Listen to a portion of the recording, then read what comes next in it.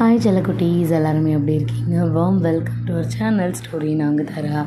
எல்லாருமே ரொம்ப சேஃபாக, ஹாப்பி அண்ட் ஹெல்த்தியாக இருப்பாங்க அப்படின்னு நினைக்கிறேன். இன்றைக்கி நம்ம பார்க்க போகிறது நம்ம ஜின்னப்பாவுடைய ஏஜ் கேப் பார்ட் 34. வாங்க வீடியோக்குள்ளே போகலாம். வீடியோக்குள்ளே போகிறதுக்கு முன்னாடி எல்லாருக்கும் என்னுடைய இனிய புத்தாண்டு நல்வாழ்த்துக்கள். Happy happy happy new year. எல்லோரும் ஹெல்த்தியாக இருக்கணும், சேஃபாக இருக்கணும். நீங்கள் எதிர்பார்த்த விஷயங்கள் உங்களுக்கு நடக்கணும். நீங்கள் ஆசைப்பட்ட மாதிரி உங்களோட லைஃப் உங்களுக்கு வேணும். நீங்கள் எதெல்லாம் உங்களோட லைஃப்பில் எக்ஸ்பெக்டேஷனாக லாஸ்ட் இயர் வச்சுருந்தீங்களோ அது எல்லாமே அட்லீஸ்ட் இந்த இயராவது உங்களுக்காக நடக்கணும் அப்படின்னு சொல்லி நான் கண்டிப்பாக காட்கிட்ட ப்ரே பண்ணிக்குவேன். ஒரு புது வருஷம் அப்படிங்கிறது புதுசாக எழுதப்படாத ஒரு டைரி மாதிரி.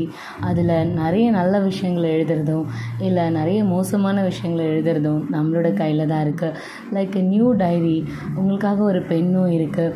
கிட்டத்தட்ட ஒரு 365 பக்கம் இருக்கிற ஒரு புது டைரி உங்கள் கையில் கிடச்சிருக்கு.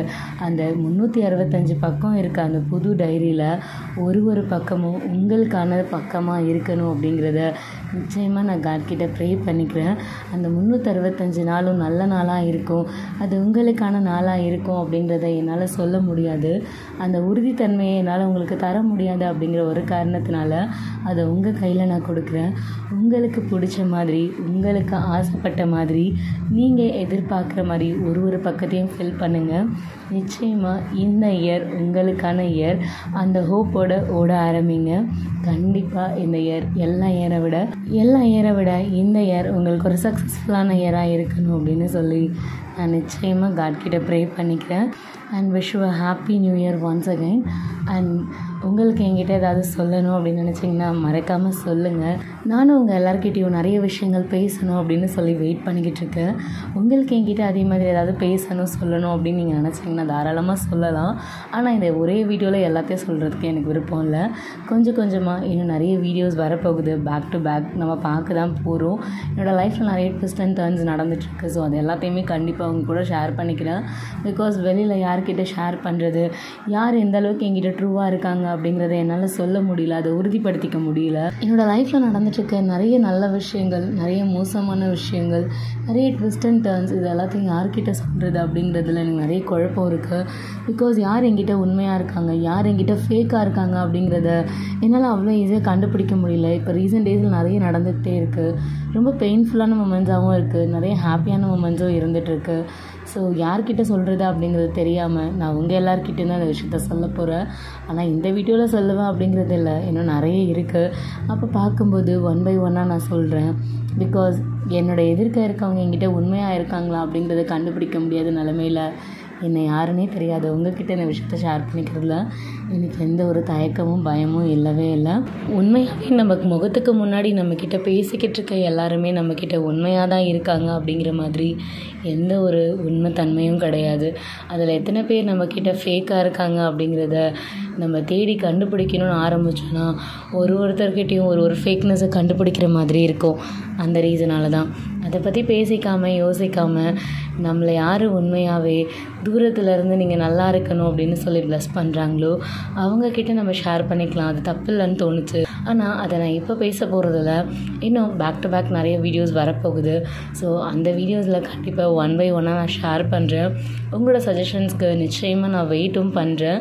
அண்ட் விதவுட் இல்லை என்னோடய வீடியோக்குள்ளே போகலாம். பார்ட் 34ஓட ஸ்டார்டிங்கில் நம்ம ஆரம், நம்ம ரிதம், மீரா அண்ட் நம்ம ஓபி 4 பேரும் சேர்ந்து ஷாப்பிங் போயிருப்பாங்க. அது மட்டும் இல்லை, நம்ம ஓபி சில கண்டிஷன்ஸோடு தான் கூட்டிகிட்டே போயிருப்பார். 2 மணிக்கு முன்னாடி நீங்கள் ஷாப்பிங்கை முடிக்கலாம் அப்படின்னா நீங்கள் தனியாக தான் வீட்டுக்கு போக வேண்டியதாக இருக்கும். நான் அங்கேருந்து கிளம்பி ஆஃபீஸ்க்கு போயிடுவேன் அப்படிங்கிற மாதிரி சொல்லியிருப்பார். இதான் உங்களோட லிமிட்டட் டைமு, அதுக்குள்ளே ஷாப்பிங் பண்ணிக்கோங்க அப்படிங்கிற மாதிரி சொல்லி தான் கூட்டிகிட்டு போயிருப்பார். ஸோ இங்கே ஷாப்பிங் நடந்துக்கிட்டு இருக்கு. நம்ம மீராவும் ரிதமும் சும்மா அள்ளி போட்டுக்கிட்டு இருக்காளுங்க. என்னவோ ஷாப்பிங்கே இன்றைக்கி தான் வாழ்நாளில் முறையாக பண்ணுற மாதிரி 2 பேரும் அள்ளி போட்டு ட்ராலியை ஃபில்லப் பண்ணிக்கிட்டு இருக்காங்க. நம்ம மீராவை கூட மன்னிச்சிடலாம். ஆனால் ரிதம் லாஸ்ட் வீக் பாப்பாக்குன்னு சொல்லி எக்கச்சக்க ஐட்டத்தை வாங்கிட்டு போய் வார்ட்ரோபை ஓவர்ஃப்ளோ பண்ணி வச்சுட்டு இருந்திருக்கான். ஸோ நம்ம ஆரம்பிக்கு இதெல்லாம் பார்க்கும்போது அடியே படுபாவி நிறுத்துடி, என்னடி நீ பாட்டுக்கு வாங்கி கொட்டிக்கிட்டே இருக்க, இப்படி என்னோடய வீட்டில் எனக்கு கொஞ்சம் கூட இடம் இல்லடி, ஏற்கனவே ஒரு ரூமு மொத்தமாக நீயே எடுத்துக்கிட்ட, மொத்த கபோர்டையும் நீ தாண்டி யூஸ் பண்ணுற, இன்னும் எவ்வளோ தாண்டி வாங்குவேன், போதுண்டி ரிதம் வாடி அப்படின்னு சொல்லி இவர் பயங்கரமாக நம்ம ரிதம் கிட்டே கெஞ்சிக்கிட்டு இருக்காரு. நம்ம ரிதம் ப்ளீஸ்டா, பாப்பாவுக்கு நிறைய திங்ஸ் தேவைப்படுதுடா, அப்பப்போ வந்து வாங்க முடியாதுல்லடா அப்படின்னு சொல்ல, ஏய் உனக்கு எதாவது வேணும்னா என்கிட்ட சொல்லுடி, நான் வரும்போது வாங்கிட்டு வரேனே, எதுக்கு இப்போவே லோட் பண்ணிக்கிட்டு இருக்க, அவள் 10 வயசு ஆகிற வரைக்கும் என்னென்ன திங்ஸ் தேவையோ அது எல்லாத்தையும் வாங்கி வச்சுருக்க, போதுண்டி ரிதம் வா போகலாம் அப்படின்னு சொல்லி நம்ம ரிதமாக ஆரம் கையை பிடிச்சி இழுத்துட்டு வராரு. நம்ம ரிதம் ப்ளீஸ்டா, இன்னும் கொஞ்சம் ஐட்டம் தான், அதை மட்டும் வாங்கிட்டு வந்துடுறேனே அப்படின்னு சொல்ல, இதுக்கு மேலே ஏதாவது வாங்கினேன் நான் ஒன்றே ஒன்று இங்கேருந்து வாங்க வேண்டியதாக இருக்கும் அப்படின்னு சொல்ல, என்னது அப்படின்னு சொல்லி கேட்குறா. ஒன்றும் பெருசாலாம் இல்லை, உனக்கும் எனக்கும் டைவர்ஸ் பேப்பர்ஸ் தான், அதை மட்டும் வாங்கிட்டு வந்து இங்கேயே உங்ககிட்ட கழுத்து வாங்கி இங்கேயே உன்னை விட்டுட்டு போயிடுவேன் அப்படின்னு சொல்லி நம்மளுடைய ஆரம் நம்மளுடைய ரிதமை பார்த்து செம்ம கடுப்பாகி கத்திக்கிட்டு இருக்காரு. நம்ம ரிதம் நம்ம ஆரம்பிக்கிட்ட, அடப்பாவி என்னை இப்படி பார்த்துப்பேன் அப்படி பார்த்துப்பேன், நீ தான் என் லைஃபு, நீ தான் என் உயிர், நீ தான் என் சோல், உனக்காக தான் நான் வாழ்கிறேன், நீ என்ன கேட்டாலும் நான் தருவேன், என் லைஃப்பில் எனக்காக ஏதாவது செய்கிறனோ இல்லையோ உனக்காக நான் எல்லாமே செய்வேன்னு சொல்லி என்னெல்லாம் சீன் போட்டேன். கடைசியில் என்னடா கொஞ்ச நேரம் ஷாப்பிங் பண்ணதுக்கே எனக்கு நீ டைவர்ஸ் கொடுப்பேன்னு சொல்கிற அப்படின்னு சொல்லி கேட்க, பின்ன என்னடி ஒரு மனசாட்சியே இல்லையாடி உனக்கு, ரொம்ப நாள் கழிச்சு நீயும் நானும் இன்றைக்கி தான் தனியாக இருக்கோம், அம்மா அப்பா கூட ஊருக்கு போயிருக்காங்க, இப்படி ஒரு டைம் கிடைக்கிறதே பெரிய விஷயம், நானும் இன்றைக்கி லீவு, 2 பேரும் கொஞ்சம் ஒன்றா டைம் ஸ்பெண்ட் பண்ணலான்னு பார்த்தா நீ ஷாப்பிங் மால்லே டைமை வேஸ்ட் பண்ணிக்கிட்டு இருக்காரு. இங்கே கொஞ்சமாவது ப்ரைவசி இருக்கா பாரு, போகிற வரவெல்லாம் பார்த்துட்டு போகிறான், என் பொண்டாட்டியை லைட்டாக கட்டி பிடிக்கணும்னு ஆசைப்பட்டா கூட பாரு என் கையெல்லாம் துடிக்குதுடி, என்னால் முடியலடி, வாடி வீட்டுக்கு போகலாம் அப்படின்னு சொல்லி நம்ம ஆரம் ரிதமை கொஞ்சம் லைட்டாக ஃப்ளர்ட் பண்ணிக்கிட்டு இருக்காரு. நம்ம ரிதம் நம்ம ஆரம்பிக்கிட்ட, அடப்பாவி எதுக்கு தான் இப்படி சொன்னியா நீ அப்படின்னு சொல்லி கேட்க, பின்ன எதுக்குடி, என்னை பார்த்தா உனக்கு பாவமாகவே இல்லையா, நான் பட்னியாகவே இருக்கேனே, அதை பற்றி உனக்கு கொஞ்சம் கூட ஃபீலிங்கே இல்லைல்ல அப்படின்னு சொல்ல, நீ எங்கடா பட்னியாக இருக்க, மார்னிங் கூட சாப்பிட்டீங்க அப்படின்னு சொல்ல, இந்த மாதிரி மொக்க ஜோக்கு அடிக்காத ரிதம், ரொம்ப கிரிஞ்சாக ஃபீல் ஆகுது, நான் என்ன கேட்குறேன் நீ என்னடி பேசுகிற, ஒரு குழந்தையும் பெத்தாச்சு ரிதம், என்னை பார்த்தா உனக்கு கொஞ்சம் கூட பாவமாகவே இல்லையா, இந்த 8 மாதம் அப்படியே ட்ரையாக இருந்தேன்டி, எவ்வளோ நாள் உங்ககிட்ட ட்ரை பண்ணியிருப்பேன், ஒரு நாளாவது அக்செப்ட் பண்ணிக்கிட்டியா, இருந்தாலும் நான் ஒரு டாக்டர் தாண்டி, இந்த சுச்சுவேஷனில் எப்படி உன்னை ஹேண்டில் பண்ணணும், எப்படி உன் கூட ஒன்றா இருக்கணுன்றது எனக்கு தெரியாமலாடி இருக்கும், அந்தளவுக்கு அடி நான் முட்டாளாக இருந்திருப்பேன், ஆனால் ஒரு தடவை கூட நீ என்னை அக்செப்ட் பண்ணிக்கவே இல்லை, எவ்வளோ தடவை ட்ரை பண்ணியிருப்பேன், எவ்வளோ தடவை ஃப்ளர்ட் பண்ணியிருப்பேன், ஒரு தடவை கூட என் பக்கத்தில் உன்னை வரவே விடவே இல்லை நீ, இன்றைக்கி என்ன நடந்தாலும் பரவாயில்ல, இன்றைக்கி யார் என்னை தடுத்தாலும், இன்றைக்கி நீயே ஒத்துக்கலாம் அப்படின்னா கூட இது ரேப்பாக நீ நினச்சாலும் பரவாயில்ல, ஆனால் நீ பண்ணுறதுக்கு நான் இன்றைக்கி ரெடியாக இருக்கேன், உன் ஷாப்பிங்கை மரியாதை ஏற கட்டிட்டு என் கூட கிளம்புற வழியை பாரு, இதுக்கப்புறம் ஷாப்பிங் நீ போகணும் அப்படின்னு நினச்சேன்னா இன்னொரு நாள் கூட நான் கண்டிப்பாக உன்னை கூட்டிகிட்டு வரேன்டி, இன்றைக்கி ஒரு நாள் தான், அம்மா அப்பா கூட ஊருக்கு போயிருக்காங்கடி, இப்படி ஒரு சூப்பரான டைம் கிடைக்கிறதே கஷ்டம்டி, வாடி ப்ளீஸ் டி அப்படின்னு சொல்லி நம்ம ஆரம் ரிதமை கொஞ்சம் லைட்டாக ஃப்ளர்ட் பண்ணி தாஜா பண்ணிகிட்ருக்காரு. பட் நம்ம ரிதமோ, டி என்னடா பேசுகிற, ஹோபி என்னாவோ மீராவும் வேறு இருக்கா, இந்த நேரத்தில் இதெல்லாமாட கேட்ப அப்படின்னு சொல்லி கேட்க, ஏய் என் பொண்டாட்டி நீ தாண்டி, உங்ககிட்ட கேட்காம வேறு யார்கிட்டடி நான் கேட்பேன், ப்ளீஸ் ரிதம் தயவு செஞ்சு நோ சொல்லாதடி, வாடி போகலாம் அப்படின்னு சொல்லி கூப்பிட்டேன், டி இப்போ நான் மட்டும் உங்ககிட்ட கிளம்பி வந்துட்டா அவங்க 2 பேரும் கனடா பதில் சொல்கிறது அப்படின்னு சொல்லி கேட்க, டி நீ கேட்குறதெல்லாம் கரெக்டு தான், நான் இல்லைன்னு சொல்லலை, எனக்கும் உன்ன மாதிரி ஆசை இல்லாமலாம் இருக்கும், 8 மாதம் ஆகுதுடா நீ என் பக்கத்தில் வந்து, வெறும் ஹக் கிஸ்ஸு தான், அதுவும் எப்போவுமே ட்ரையாக தான் இருக்கும், உன் கிஸ்ஸு இருக்கிறதுலே மோசமாக வேறு இருக்கும், இதில் எனக்கு மட்டும் ஆசை இருக்காதா, இப்போ மீராவும் ஹூபியும் வேறு இருக்காங்கடா, எப்படிடா உன் கூட வர முடியும், பைத்தியமா ஆரம் நீ அப்படின்னு சொல்ல கேட்க, அப்பா அம்மா வேறு ஊருக்கு போயிருக்காங்கல்ல அப்படின்னு சொல்ல, அவங்க ஊருக்கு போனதுனால தாண்டி நான் கேட்கவே செய்கிறேன், ப்ளீஸ் டி வாடி போகலாம் அப்படின்னு சொல்லி கேட்க, நீ அறிவு இருக்கா இல்லையாடா உனக்கு? அவங்க நம்ம 2 பேரும் பற்றி என்னடா நினைப்பாங்க? காஜின்னு யோசிக்க மாட்டாங்களாடா அப்படின்னு சொல்ல, நம்ம ஆரம் நம்ம ரிதம் கிட்ட அதெல்லாம் ஒன்றும் நினைக்க மாட்டான், நான் ஹோபி கிட்ட பேசிக்கிறேன்.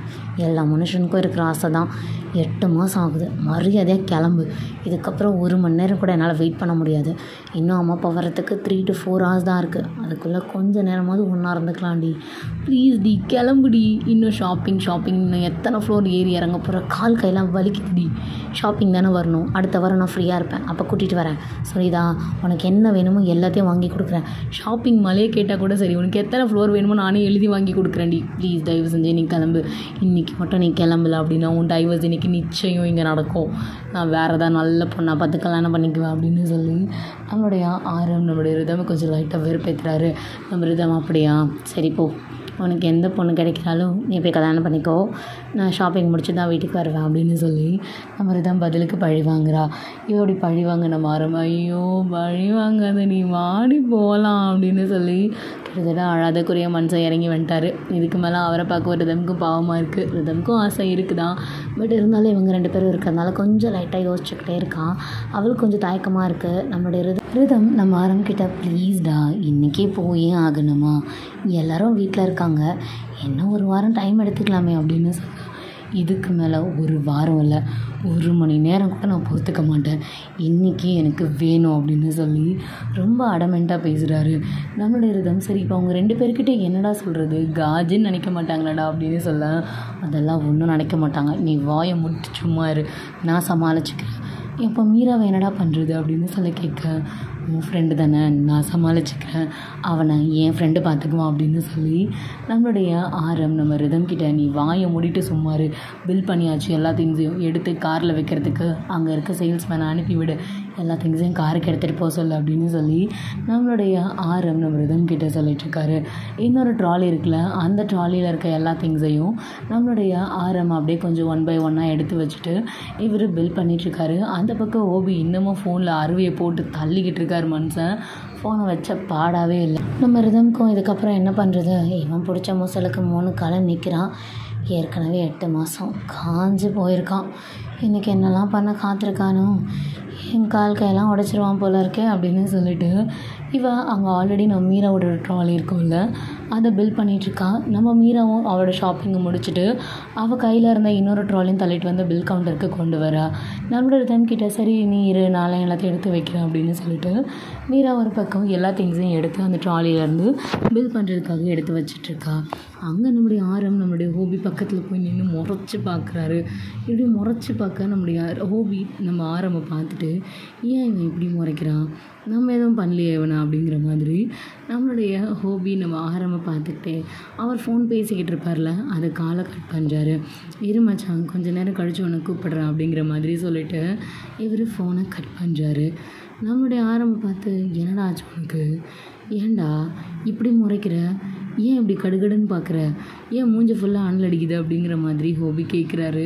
நம்முடைய ஆரம், மனுஷனடா நீ, ஷாப்பிங்க்கு உள்ளே வரும்போது நீ ஃபோன் பேச ஆரம்பித்த, கிட்டத்தட்ட ஷாப்பிங் வரும்போது மணி 11:30, இப்போ மணி 1:45, இவ்வளோ நேரமாடா ஒரு மனுஷன் ஃபோன் பேசுவான், அது காதா என்ன கருமுண்டா, ஏதோ ஸ்பீக்கர் பாக்ஸில் கேட்குற மாதிரி இவ்வளோ நேரம் கேட்குறே, காதே சூடாகிருக்கும் போல இருக்குது, இன்னும் 10 நிமிஷம் பேசியிருந்தாலும் அந்த ஃபோனே வெடிச்சிருக்கோண்டா அப்படிங்கிற மாதிரி செம கடி ஆகுறாரு.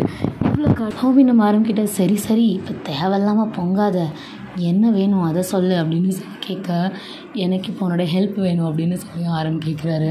ஹெல்ப்பா, என்ன ஹெல்ப்பு, ஓ பில் பண்ணி முடிச்சிட்டியா, பேகு தூக்கணுமா, சரி வா போகலாம் அப்படின்னு சொல்லி நம்ம ஹோபி கூப்பிட, ஐயோ சாமி சாம அடிக்கிறான்டா இவன் வேறு, டே பேகு தூக்க நீ என்ன போர்ட்டராடா அப்படின்னு சொல்லி கேட்க, பேகு தூக்க வேணாவா, அப்புறம் என்னடா ஹெல்ப் வேணும் உனக்கு இப்போ அப்படின்னு சொல்லி கேட்க, நீ பாரு நானும் ரிதமும் ஒன்றா இருந்து ரொம்ப நாள் ஆகுதுடா, 8 மாதம் ஆச்சு, நான் கொஞ்ச நேரம் அவள் கூட டைம் ஸ்பெண்ட் பண்ணணும்னு நினைக்கிறேன், அம்மா அப்பா வேறு இன்றைக்கி ஊரில் இல்லை, அவங்களும் வெளியில் போயிருக்காங்க, ஈவினிங் தாண்டா வருவாங்க, கொஞ்சம் டைம் கிடச்சிருக்கு, நீ இப்போ ஆஃபீஸ்க்கு தானே போகிற அப்படின்னு சொல்லி கேட்க, ஆமாம் ஆஃபீஸ்க்கு தான் போகிறேன், எனக்கு மீட்டிங் இருக்குது, உனக்கு என்ன பிரச்சனை இருந்தல அப்படின்னு சொல்லி கேட்க, எனக்கு ஒரு பிரச்சனையும் இல்லை, போகும்போது அப்படியே கொஞ்சம் மீராவையும் கூடவே கூட்டிகிட்டு போனேன் அப்படின்னா கொஞ்சம் நல்லா இருக்கும்னு தோணுது, பிகாஸ் கொஞ்ச நாள் ஆயிடுச்சு. கண்டிப்பாக 2 பேரும் ஒன்றா இருக்கும்போது சத்தம் கொஞ்சம் ஜாஸ்தியாக இருக்கும்னு தோணுது. அவள் கத்தி இவ அதை கேட்டு நல்லா இருக்காது, அதனால தான் அப்படின்னு சொல்ல, நம்மளுடைய ஹோபி நம்ம ஆரம் பார்த்து, சி மனுஷனாடா நீ, இதை இவ்வளோ ஓப்பனாக சொல்லிக்கிட்டு இருக்க அப்படிங்கிற மாதிரி கேட்க, வேறு வழி தெரியலடா, நானும் மனுஷன் தானே அப்படிங்கிற மாதிரி நம்ம ஆரம் கொஞ்சம் லைட்டாக அலற மாதிரி மூஞ்சி அப்படி சொயின்னு வச்சிட்ருக்காரு. நம்மளோட ஹோபிக்கு நம்மளுடைய ஆரம்பை பார்க்கவும் கொஞ்சம் பாவமாக இருக்குது. பிகாஸ் இப்போ தான் பாப்பா பிறந்திருக்கு. பாப்பா பிறக்கிறதுக்கு ஒரு 1 மந்த் ஆர் 2 மந்த்ஸ்க்கு முன்னாடிலேருந்தே இவங்க ஃபிசிக்கல் ரிலேஷன்ஷிப்லாம் தள்ளி தான் இருந்திருப்பாங்க. ஸோ கிட்டத்தட்ட ஒரு லாங் கேப் ஆகிருக்கு. ஸோ இப்போ தான் பாப்பா பிறந்திருக்கா. ஸோ அட்லீஸ்ட் இப்போ அவங்க ஹாப்பியாக இருக்கணும்னு நினைக்கிறது நல்ல விஷயந்தான். ஸோ வேறு ஆப்ஷன் இல்லை. நம்ம ஹோபி இவனே இவ்வளோ ஓப்பனாக கேட்கும்போது எப்படின்னோ சொல்கிறது. நம்மளோட ஹோபியும் சரி என்னவோ பண்ணி தொலை, ஆனால் இப்போ இவ்வளோ கூட்டு போய் நான் என்னடா பண்ணுறது, என்ன ஏதுன்னு கேள்வி கேட்டு சாவடிப்பாளே அப்படிங்கிற மாதிரி நம்ம ஹோபி ஆரம்பிக்கிட்ட சொல்ல, ப்ளீஸ்டா வழக்கம் போல் தான் ஏதாவது சொல்லி சமாளிச்சுக்கோடா, உனக்கா சமாளிக்க தெரியாது, வழக்கம் போல் ஏதாவது சொல்லி சமாளிடா, எப்படியாவது அதில் எங்கேருந்து கூட்டிகிட்டு போ, ஈவினிங் ஜின் வரும்போது நீ அவளை கூட்டிகிட்டு அங்கே வந்துடு அப்படின்னு சொல்லி நம்மளோட ஹோபிக்கிட்ட நம்ம ஆரம் ஹெல்ப் கேட்குறாரு. ப்ளீஸ்டா மச்சான் அப்படின்னு சொல்ல, சரி ஓகே நான் செய்கிறேன், ஆனால் எனக்கு ஒரு தேவைன்னு வரும்போது நான் அவங்ககிட்ட நின்றுனா அப்போது நீ எனக்கு அதே ஹெல்ப்பை ரிட்டர்ன் பண்ணணும் அப்படின்னு சொல்ல, உனக்கு செய்யாமல் யாருக்கு செய்ய போகிறேன், நீ தான் இப்போதைக்கு என் குலதெய்வம், எனக்கு என் சந்தோஷத்தை காப்பாற்ற வந்த காத்தவராயினி இப்போதைக்கு நீ தான், நீ என்ன கேட்டாலும் செய்ய நான் தயாராக இருக்கேன், உனக்கும் எனக்கும் இருக்க டீல் நம்ம 2 பேருக்குள்ளே மட்டும்தான் இருக்கணும், இது டீலா அப்படின்னு சொல்லி கேட்க, நம்ம ஹோபியும் டீல் போய் தொலை அப்படிங்கிற மாதிரி இவரும் ஒத்துக்கிறாரு. நம்ம ஆரம் அப்பாடா அப்படிங்கிற மாதிரி செம்ம குசியாக அங்கேருந்து கிளம்புறாரு. தான் பொண்டாட்டியை ஷோல்டரோடு சேர்த்து ஹக் பண்ணிட்டு வாடி போகலாம் அப்படிங்கிற மாதிரி அங்கேருந்து மனசை தள்ளிக்கிட்டு போய்கிட்டு இருக்காரு. நம்ம ஹோபி தூரத்துலேருந்து நம்ம ஆரம் ரிதமாக தள்ளிட்டு அங்கேருந்து போகிறத பார்க்கும்போது நம்ம ஹோபிக்கு சி காஜி அப்படிங்கிற மாதிரி பயங்கரமாக நம்ம ஆரம்பை பார்த்து சிரிக்கிறாரு. என்ன தான் காஜின்னு சும்மா கலாய்ச்சாரும் அவருக்கும் தெரியும் நம்ம ஹோபிக்கும் இந்த ஃபீல் எப்படி இருக்கும், அதை தள்ளி போட அதனோட ஃப்ரஸ்ட்ரேஷன் லெவல் எந்த அளவுக்கு இன்க்ரீஸ் ஆகும் அப்படிங்கிறது நம்ம ஹோபிக்கு நல்லாவே தெரியும். பிகாஸ் நம்ம ஹோபியும் ஒரு டாக்டர், அதுவும் இல்லாமல் அவரும் ஒரு அடல்ட். இந்த 28 வயசில் ஒரு மனுஷனுக்கு இதெல்லாம் நீட் அப்படிங்கிறது அவருக்கு நல்லா தெரியும். அப்படிங்கிறதுனால அவர் இதை ஒரு பெருசாக எடுத்துக்கல, எப்படியோ போய் தோண நல்லா இருந்தால் சரி அப்படிங்கிற மாதிரி இவர் அங்கே மீரா பில் பண்ணிக்கிட்டு இருக்கா அந்த இடத்துக்கு வராரு.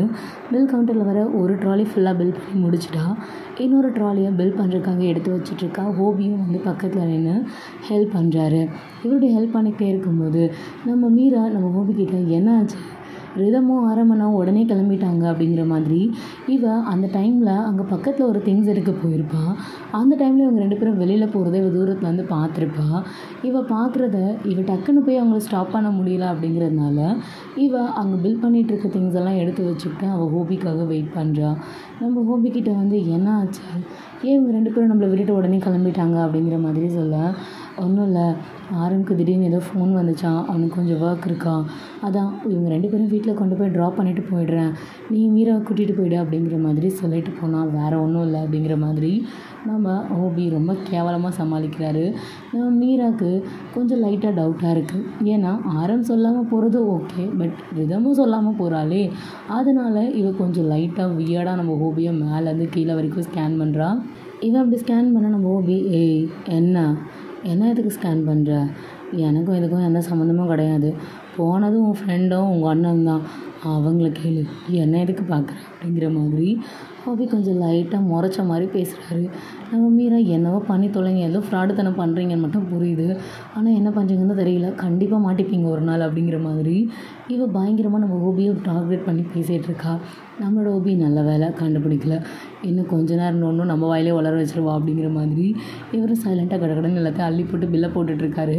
நம்மளுடைய மீரா சரி ஓகே, அப்போ என்னை வீட்டில் ட்ராப் பண்ணிடுறீங்களா, நான் வீட்டுக்கு போட்டுமா அப்படிங்கிற மாதிரி கேட்க, நம்மளுடைய ஹோபி நம்மளுடைய மீரா கிட்ட, அதெல்லாம் ஒன்றும் வேண்டாம், இப்போ நீ வீட்டுக்கு போய் என்ன பண்ண போகிற, ஏன்னா ஜின்னும் வீட்டில் இல்லைன்னு சொன்னான், ஜின்னு எங்கேயும் வெளில போயிருக்கானா, ஸோ அவனும் வரதுக்கு லேட் ஆகும். ஒரு வழியாக மீரா வாங்கின எல்லா திங்ஸையும் பில்லை போட்டு எடுத்துகிட்டு ஒரு சேல்ஸ் பர்சன் அவங்க ஹோபியோட காரில் வச்சுட்டு நம்ம ஹோபி கொடுத்த ஒரு பெரிய நோட்டு அதை நல்லா சிரிச்சுக்கிட்டே வாங்கிட்டு 2 பேருக்கும் ஹெட்டை போ பண்ணி தேங்க்ஸ் சொல்லிவிட்டு குடுகுடுன்னு ஹாப்பியாக அங்கேருந்து போகிறான். இதை பார்த்து நம்ம மீரா நம்ம ஹோபியை பார்த்து, பரவாயில்லையே டிப்ஸ் நோட்டு நல்லா பெருசாக தான் இருக்குது அப்படிங்கிற மாதிரி சொல்ல, ஹோபி நம்ம மீரா பார்த்து கொஞ்சம் லைட்டாக சிரிச்சுக்கிட்டு, என்னை பார்த்தா என்ன காஞ்ச பையன் மாதிரி தெரியுதா? அதெல்லாம் நல்லா தாராளமாக தான் செலவு பண்ணுவேன். என் ஃப்யூச்சர் ஒய்ஃபுக்கு கண்டிப்பாக எந்த ஒரு கஞ்ச பேசினருத்தனமும் காமிக்க மாட்டேன்.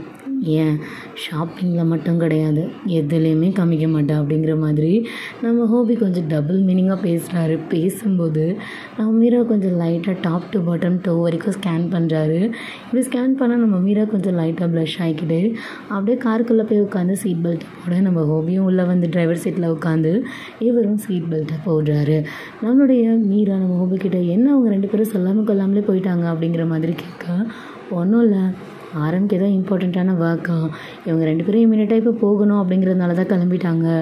அண்ட் ஜின்னும் இப்போ வீட்டில் இல்லை, நீ இப்போ என்ன பண்ண போகிற அப்படின்னு சொல்லி கேட்க, நான் என்ன பண்ணுறது, என்னை வீட்டில் கொண்டு போய் ட்ராப் பண்ணுங்கள், நான் வீட்டில் இருக்கேன் அப்படிங்கிற மாதிரி சொல்ல, யாருமே இல்லாத வீட்டில் நீ மட்டும் தனியாக போய் உட்காந்து என்ன பண்ண போகிற, நான் இப்போ ஆஃபீஸ்க்கு தான் போகிறேன், நீ வேணா பேசாமல் ஆஃபீஸ்க்கு வரியா அப்படின்னு சொல்லி கேட்க, ஆஃபீஸ்க்கா, போர் அடிக்குமே, உங்களுக்கு வேலை இருக்கும், அங்கே வந்து நான் என்ன பண்ண போகிறேன் அப்படிங்கிற மாதிரி சொல்ல, வா வா, எப்படியோ ஒரு நாள் தெரிஞ்சுக்க வேண்டிய இடம் தானே, ஆஃபீஸ் எக்ஸ்பீரியன்ஸ் நல்லா தான் இருக்கும் அப்படிங்கிற மாதிரி சொல்ல, நம்மளோட மீரா எவ்வளோ நேரம் உங்களுக்கு ஆஃபீஸில் வேலை இருக்குது அப்படிங்கிற மாதிரி சொல்ல, ஆஃபீஸில் ஒன்றும் பெருசாக வேலைலாம் இல்லை, சும்மா ஒரே ஒரு மீட்டிங் மட்டும் தான் அட்டென்ட் பண்ணோம், ஒரு மணி நேரம் மீட்டிங் தான், நீங்கள் வா கூட கொஞ்சம் கம்பெனி கொடுத்த மாதிரி இருக்கும்ல அப்படிங்கிற மாதிரி நம்மளுடைய ஹோபி நம்ம மீரா கிட்ட சொல்ல, மீரா கொஞ்சம் லைட்டாக யோசிக்கிறா.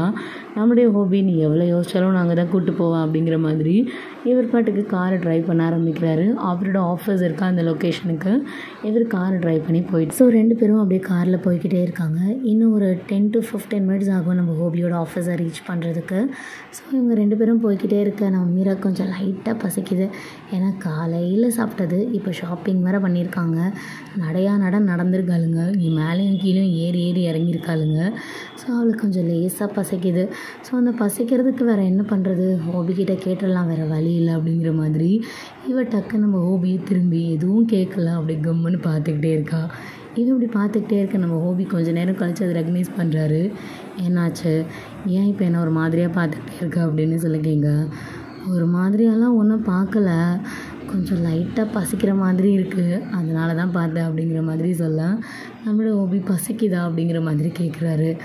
ஆமாயா பசிக்குது, காலையில் சாப்பிட்டதில்ல, மாடியில் இவ்வளோ நேரம் ஷாப்பிங் வேறு பண்ணியிருக்கோம், ஏறி இறங்கியிருக்கோமா, பசிக்குது, நிறைய ட்ரெஸ்ஸு ட்ரையல் பார்த்துருக்கோமா, ரொம்ப டயர்டாகிட்ட மாதிரி இருக்குது, கொஞ்சம் லைட்டாக எனர்ஜி எடுத்து தான் வண்டி ஓடுன்னு தோணுது அப்படிங்கிற மாதிரி சொல்ல, நம்ம ஹோபி நம்ம மீரா கிட்ட பசிக்குதா, ஆனால் எனக்கு மீட்டிங்க்கு வேறு லேட் ஆகுது, இப்போ நீ என்ன பண்ண, என் ஃபோனை எடுத்துக்கோ, ஆர்டரை இங்கேருந்தே ப்ளேஸ் பண்ணு, என் ஆஃபீஸ்க்கு எடுத்துகிட்டு வர சொல்லு, அங்கேயே உட்காந்து சாப்பிட்ரு அப்படிங்கிற மாதிரி சொல்ல, நம்மளுடைய மீராவும் ஐடியா நல்லா இருக்கே அப்படிங்கிற மாதிரி ஈவன் நம்ம ஹோபியோட ஃபோன் எடுத்து நம்ம ஜின்னோடைய ரெஸ்டாரண்ட்டுக்கே ஆர்டர் கொடுக்குறா. ஏன்னா ஜின்னோட ரெஸ்டாரண்ட்டில் நிறைய ஃபேவரட்டான ஃபுட் நம்ம மீராக்கு இருக்குது அப்படிங்கிறதுனால இவள் டேரெக்டாக அவங்களோட ரெஸ்டாரண்ட்டுக்கே ஃபோன் பண்ணி நம்ம ஹோபியோட ஆஃபீஸ் அட்ரஸையும் சொல்லி அந்த ஃபுட் அங்கே எடுத்துகிட்டு வர சொல்கிறான். இவள் படப்படன்னு ஆஃபீஸ் அட்ரஸ் எல்லாம் சொல்ல நம்ம ஹோபிக்கு செம்ம ஷாக் ஆகுது. நம்ம ஹோபி இதுக்கு முன்னாடி மீராவோட ஆஃபீஸ்க்கு அழைச்சிட்டு போனதும் கிடையாது, இங்கே தான் இருக்குது அப்படிங்கிற மாதிரி மென்ஷனும் பண்ணதில்லை. பட் இருந்தாலும் இவள் கொஞ்சம் கூட யோசிக்காமல் கடகடன்னு எல்லா ஆஃபீஸோட அட்ரஸையும் பக்காவாக சொல்கிறா. நம்ம ஹோபிக்கு அப்படியே செம்ம ஷாக்கு. காரை ட்ரைவ் பண்ணிக்கிட்டே ஒரு மீராவை திரும்பி பார்க்குறாரு. நம்ம மீரா என்ன ஆச்சு அப்படின்னு சொல்லி கேட்க, இல்லை இதுக்கு முன்னாடி என் ஆஃபீஸ்க்கு நீ வந்திருக்கியா என்ன அப்படின்னு சொல்லி கேட்க, அப்படியெல்லாம் ஒன்றும் இல்லையே, இதுக்கு முன்னாடி நீங்கள் என்னை கூப்பிட்டு போயிருக்கீங்களா என்ன அப்படிங்கிற மாதிரி இவளும் கேட்குறா. இல்லை நான் உன்னை கூப்பிட்டு போன மாதிரி ஞாபகம் இல்லை, அதே மாதிரி என் ஆஃபீஸ் எங்கே தான் இருக்குது அப்படிங்கிறது சொன்ன மாதிரியும் ஞாபகம் இல்லை, அப்ராடில் இருக்க ஆஃபீஸாவது உனக்கு தெரியும், ஒரு தடவை நீ போயிட்டு வந்திருக்க, பட் எங்கே உனக்கு எப்படி தெரியுது அப்படிங்கிற மாதிரி கேட்க, நம்ம மீரா நம்ம ஹோபிக்கிட்ட அதெல்லாம் ஒரு தனித்திறமை பாஸ், ஒருத்தரை பற்றி தெரிஞ்சுக்கணும் அப்படின்னு சொல்லி ஆரம்பிச்சிட்டேன்னா அவங்கள பற்றி A to Z எல்லாமே தெரிஞ்சுக்குவேன். அவங்களுக்கு என்ன பிடிக்கும் என்ன பிடிக்காது, அவங்க எதெல்லாம் செய்வாங்க எதெல்லாம் செய்ய மாட்டாங்க, அவங்களோட எக்ஸ்பெக்டேஷன் என்ன, அவங்களுக்கு என்ன வேலை செய்ய பிடிக்கும், என்ன படிச்சிருக்காங்க, என்ன சாப்பிடுவாங்க, எந்த நேரத்துக்கு தூங்குவாங்க, என்ன மாதிரி டைப்பில் ட்ரெஸ் போடுவாங்க, அவங்களுக்கு என்ன மாதிரியான பொண்ணு பிடிக்கும் என்ன மாதிரியான பையன் பிடிக்கும் அப்படிங்கிற வரைக்கும் A to Z தெரிஞ்சுக்குவேன். அது என்னுடைய ஒரு இண்டிவிஜுவலான ஹிடன் டேலண்ட் அப்படின்னு சொல்லி நம்மளுடைய மீரா நம்மளுடைய ஹோபிக்கிட்ட சொல்ல, நம்ம ஹோபி இதெல்லாம் எனக்கு தேவை தான். நம்ம ஹோபி நம்ம மீரா கொஞ்சம் கேவலமாக பார்க்குறாரு. இதெல்லாம் ஒரு ஹிடன் டேலண்ட்டா அப்படிங்கிற மாதிரி ஒரு பார்க்க, நம்ம மீரா என்ன இதெல்லாம் ஒரு ஹிடன் டேலண்ட்டா அப்படிங்கிற மாதிரி தானே பார்க்குறீங்க, இதுவும் ஒரு ஹிடன் டேலண்ட்டு தான். ஒருத்தரை பற்றி அவங்களே வாயை திறந்து சொல்லாமல் நம்ம எல்லாத்தையும் தெரிஞ்சுக்கிறோம் அப்படிங்கிறது ஒரு டேலண்ட் இல்லையா? ஒருத்தரை பற்றி நம்ம தெரிஞ்சுக்கணும் அப்படின்னா அதை அவங்க தான் சொல்லணும். ஆனால் நீங்கள் உங்களை பற்றி சொல்லாமல் எனக்கு உங்களை பற்றி எல்லாமே தெரியும். உங்கள் ஆஃபீஸ் அட்ரஸ்லேருந்து உங்கள் அண்டர்வேர் சைஸ் வரைக்கும் எனக்கு கற்றுப்படி அப்படிங்கிற மாதிரி மீரா நம்ம ஹோபியை பார்த்து கான்ஃபிடெண்ட்டாக பேசிக்கிட்டே அப்படியே அவர் அண்டர்வேர் ஏரியாவுக்கு பார்க்க நம்ம ஹோபிக்கு அப்படியே ஷை ஆகுது. ஒரு கை எடுத்துகிட்டு வந்து அவர் அண்டர்வேர் ஏரியாவில் வைக்கிறாரு. நம்ம மீரா சீச்சி நான் அப்படியெல்லாம் பார்க்க மாட்டேன், பயப்படாதீங்க அப்படிங்கிற மாதிரி ஈவன் நம்மளுடைய ஹோபியை கொஞ்சம் லைட்டாக டீஸ் பண்ணிக்கிட்டே இருக்கா. நம்ம ஹோபி விட்டா இவள் அவுத்தே பார்த்தாலும் பார்த்துருவா. இவகிட்ட கொஞ்சம் அலர்ட்டாக இருக்கணும், அண்டர்வேர் ரொம்ப முக்கியம் அப்படிங்கிற மாதிரி இவர் கொஞ்சம் டைட்டாக பெல்ட் ஏரியாவில் டைட்டாக பிடிச்சிட்ருக்காரு. ஒரு கையில் காரை ட்ரை பண்ண மீராவுக்கு செம்ம சிரிப்பாக இருக்குது. இதை பார்த்துக்கிட்டே வந்துட்டுருக்கான். ஆல்மோஸ்ட் நம்ம ஹோபியோட ஆஃபீஸ்க்கும் வந்து ரீச்சும் ஆயாச்சு. ஸோ நம்ம ஹோபியோட ஆஃபீஸ்க்கு ரீச் ஆகும்போது கரெக்டாக நம்ம மீரா ஆர்டர் பண்ண ஃபுட்டும் வந்துருச்சு. ஒரு வழியாக 2 பேரும் ஆஃபீஸ்க்கு வந்து ரீச் ஆகுறாங்க. நம்ம மீரா ஆர்டர் பண்ண ஃபுட்டும் வந்துருச்சு. ஆஃபீஸோட என்ட்ரன்ஸ்லேயே மீரா ஃபுட்டை ரிசீவ் பண்ணிக்கிறா. இவ்வளோ நேரம் வரைக்கும் ஹோபி நல்லா தான் பேசிட்டு வந்திருப்பார், கொஞ்சம் லைட்டாக சிரிச்சிருப்பார். ஆனால் ஆஃபீஸ்க்குள்ளே வரும்போது டோட்டலாக மாறிட்டார், முகம்லாம் மாறுது. அப்படியே எல்லாரையும் கொஞ்சம் லைட்டாக ஸ்ட்ரெயிட்டாக பார்க்குற மாதிரி தெரியுது. எல்லாருமே அவருக்கு ஹெட்டை புக் பண்ணி விஷ் பண்ணுறாங்க. ஆனால் இவர் பெருசாக யாருக்கும் விஷ் கூட பண்ண மாதிரி தெரியல. கொஞ்சம் லைட்டாக கடுப்பாக இருக்க மாதிரி தான் ஃபீல் ஆகுது. எல்லாருமே அவரை பார்த்து கொஞ்சம் லைட்டாக நடுங்கி போயிருக்காங்க. அதே நடுக்கத்தோடு எல்லாரும் இவருக்கு விஷ் பண்ணிக்கிட்டே இருக்கு. நம்ம ஹோபி அந்த ஆஃபீஸில் சிஇஓஸ் மட்டுமே உட்காந்து லஞ்ச் சாப்பிடக்கூடிய ஒரு இடத்துக்கு நம்ம ஹோபி மீராவை கூப்பிட்டுக்கிட்டு அந்த ரூமுக்கு போகிறாரு. எங்கே நம்ம ஹோபி மட்டும் கிடையாது, ஒருவேளை ஏதாவது மீட்டிங் நடந்திருக்கு, நிறைய கம்பெனியோட சிஇஓஸ் வந்திருக்காங்க, அவங்க எல்லோரும் லஞ்ச் சாப்பிட்ணும் அப்படின்னா இந்த ஹாலை தான் யூஸ் பண்ணுவாங்க.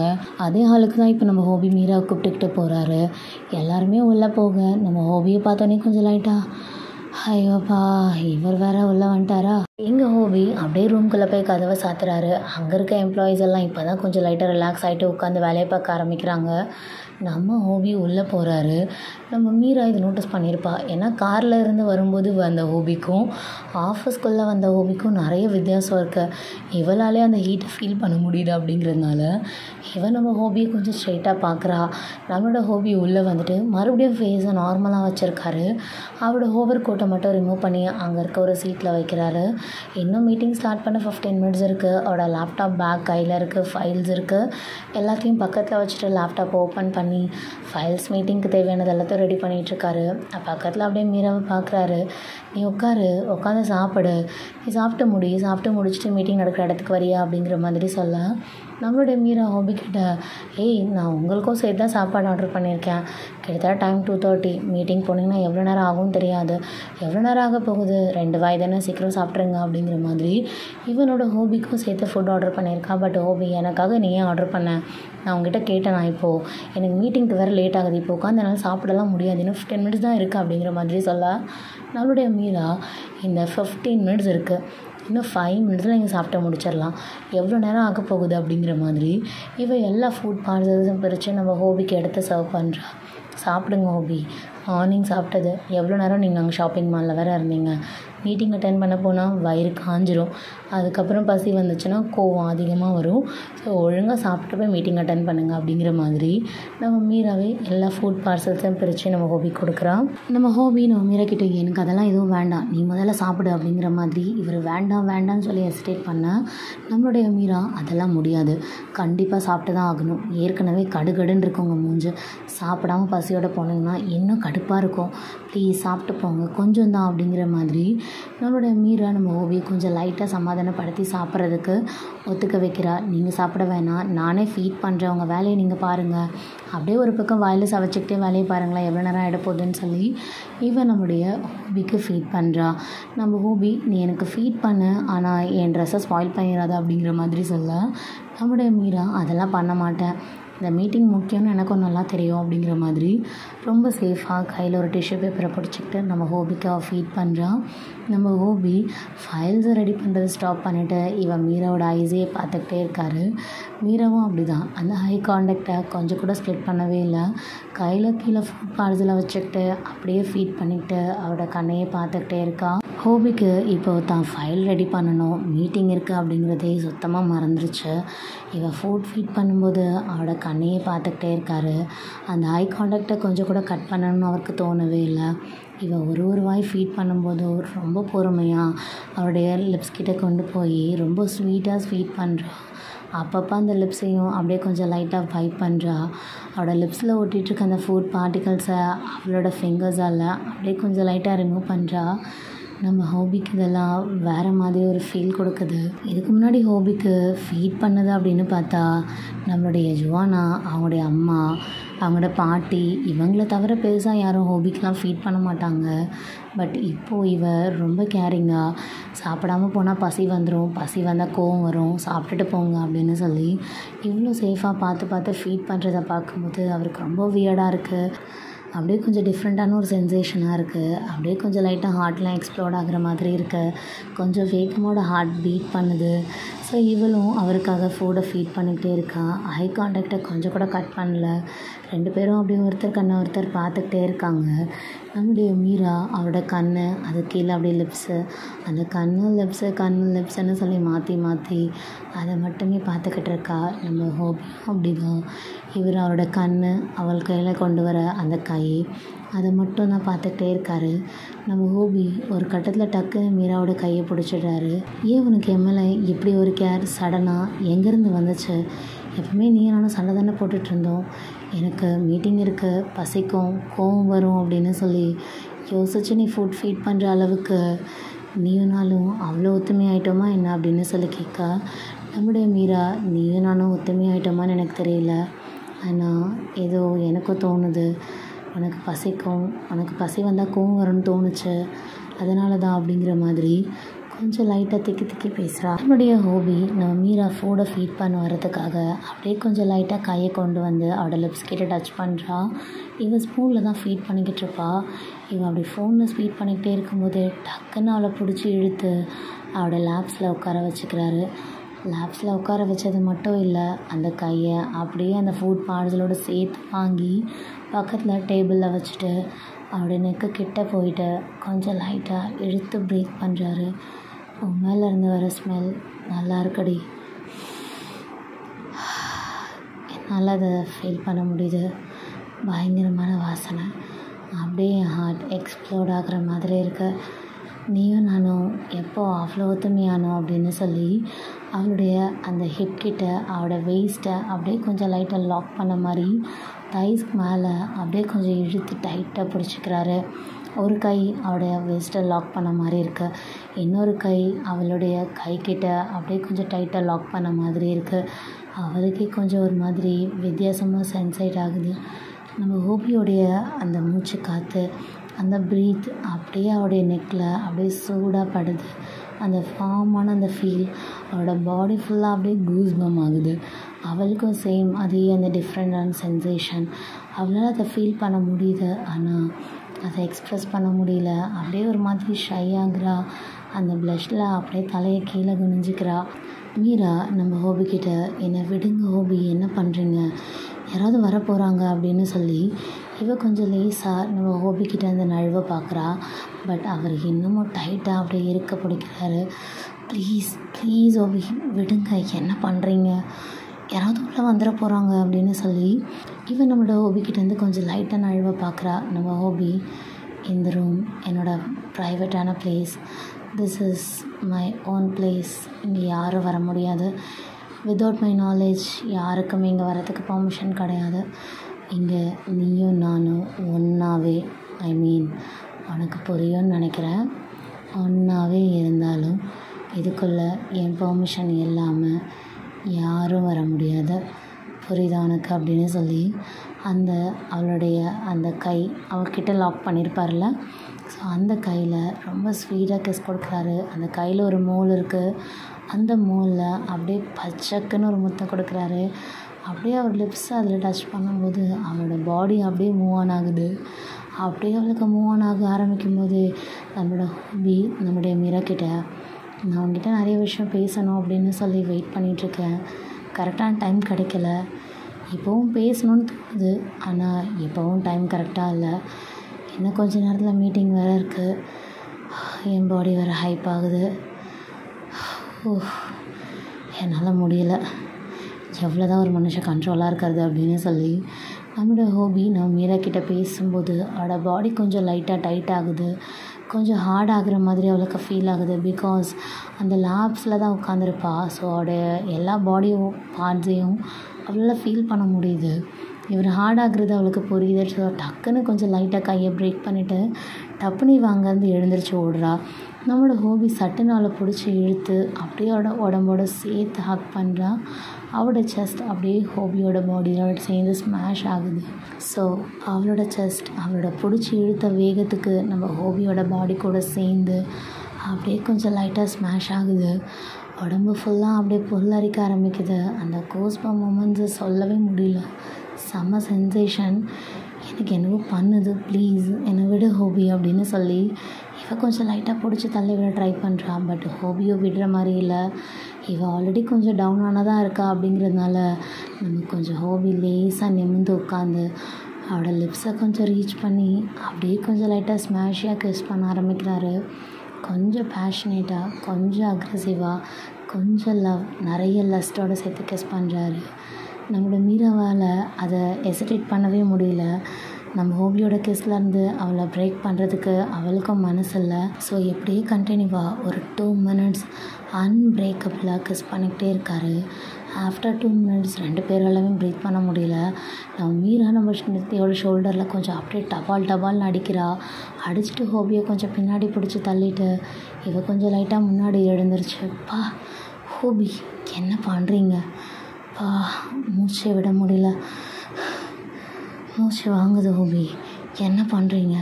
இதுக்கு இப்போ எவ்வளோ ஆசை கிஸ் பண்ணுறீங்க அப்படின்னு சொல்லி கேட்க, கிஸ் பண்ணுறது மட்டும் இல்லை, எல்லாமே பண்ணணும்னு ஆசையாக இருக்குது. ஆனால் இப்போ அதுக்கான டைம் இல்லை, நைட்டு நான் பேசிக்கிறேன் அப்படின்னு சொல்லிவிட்டு அவரோட திருப்பி கூட்டை கையில் எடுத்துக்கிட்டு வெளியில் போகிறாரு. அங்கே செக்ரட்டரி வெயிட் பண்ணிக்கிட்டு இருக்காரு. நம்ம ஹோபி வெளியில் போனவர் டக்குன்னு உள்ளே டோரை க்ளோஸ் பண்ணிவிட்டு நம்மளுடைய மீராவை திரும்பி இழுத்து அவரோட செஸ்ட்டோட சேர்த்து டைட்டாக லாக் பண்ணிவிட்டு சீக்கிரமாக சாப்பிட்டு முடிச்சுட்டு மீட்டிங் ஹாலுக்கு வா அப்படின்னு சொல்லி இவரோட லிப்ஸில் திருப்பியும் ஒரு பீக் பண்ணிவிட்டு அங்கேருந்து போகிறாரு. மீராக்கு அங்கே ஒரு செகண்ட் என்ன நடந்துச்சுன்னே புரியலை. அப்படி தலையெல்லாம் சுற்றுது கிருகிருன்னு. அப்படியே குழந்தை அப்படி திகச்சு போய் நின்றுட்டுருக்கா. ஹோபியாக இது, ஹோபிக்கு என் மேலே இவ்வளோ லவ்வா அப்படின்னு சொல்லி நம்மளுடைய மீரா அப்படியே திகச்சு போய் பார்த்துக்கிட்டு இருக்கா. கொஞ்சம் நேரத்துக்கு முன்னாடி நடந்த இந்த விஷயத்த நம்ம மீராவால் ப்ராசஸே பண்ண முடியல. ஹோபியாக இது, எப்போ பார்த்தாலும் கடுன்னு பேசுகிறவனா இவன் எப்படிரா அப்படிங்கிற மாதிரி நம்ம நடந்த விஷயத்த அப்படியே ப்ராசஸ் பண்ணி யோசிச்சுக்கிட்டே இருக்கா. அது மட்டும் இல்லை, ரூமை விட்டு வெளியில் போயிட்டு திரும்பியும் டைட்டாக ஹக் பண்ணி திருப்பியும் லிப்ஸில் கிஸ் பண்ணிவிட்டு சாப்பிட்டு முடிச்சுட்டு மீட்டிங் ஹாலுக்கு வேறு கூப்பிட்டுட்டு போயிருக்கான். என்ன நடக்க போகுது, நைட்டு வேறு பார்த்துக்கிறேன்னு சொல்லிட்டு போகிறானே அப்படின்னு சொல்லிட்டு குழந்தைக்கு அப்படியே திகச்சு போயிருக்கா. அவளுக்கு இதுக்கப்புறம் பசியெல்லாம் இல்லவே இல்லை.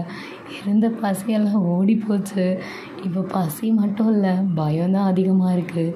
இப்போ அந்த 5 minutesல நடந்த எந்த விஷயமும் நம்ம மீராக்கு கான்ஷியஸ்லேயே இல்லை. அப்படியே கொஞ்சம் லைட்டாக கண்ணை கட்டி காட்டில் விட்ட மாதிரி இருக்குது. தகச்சு போயிருக்கா.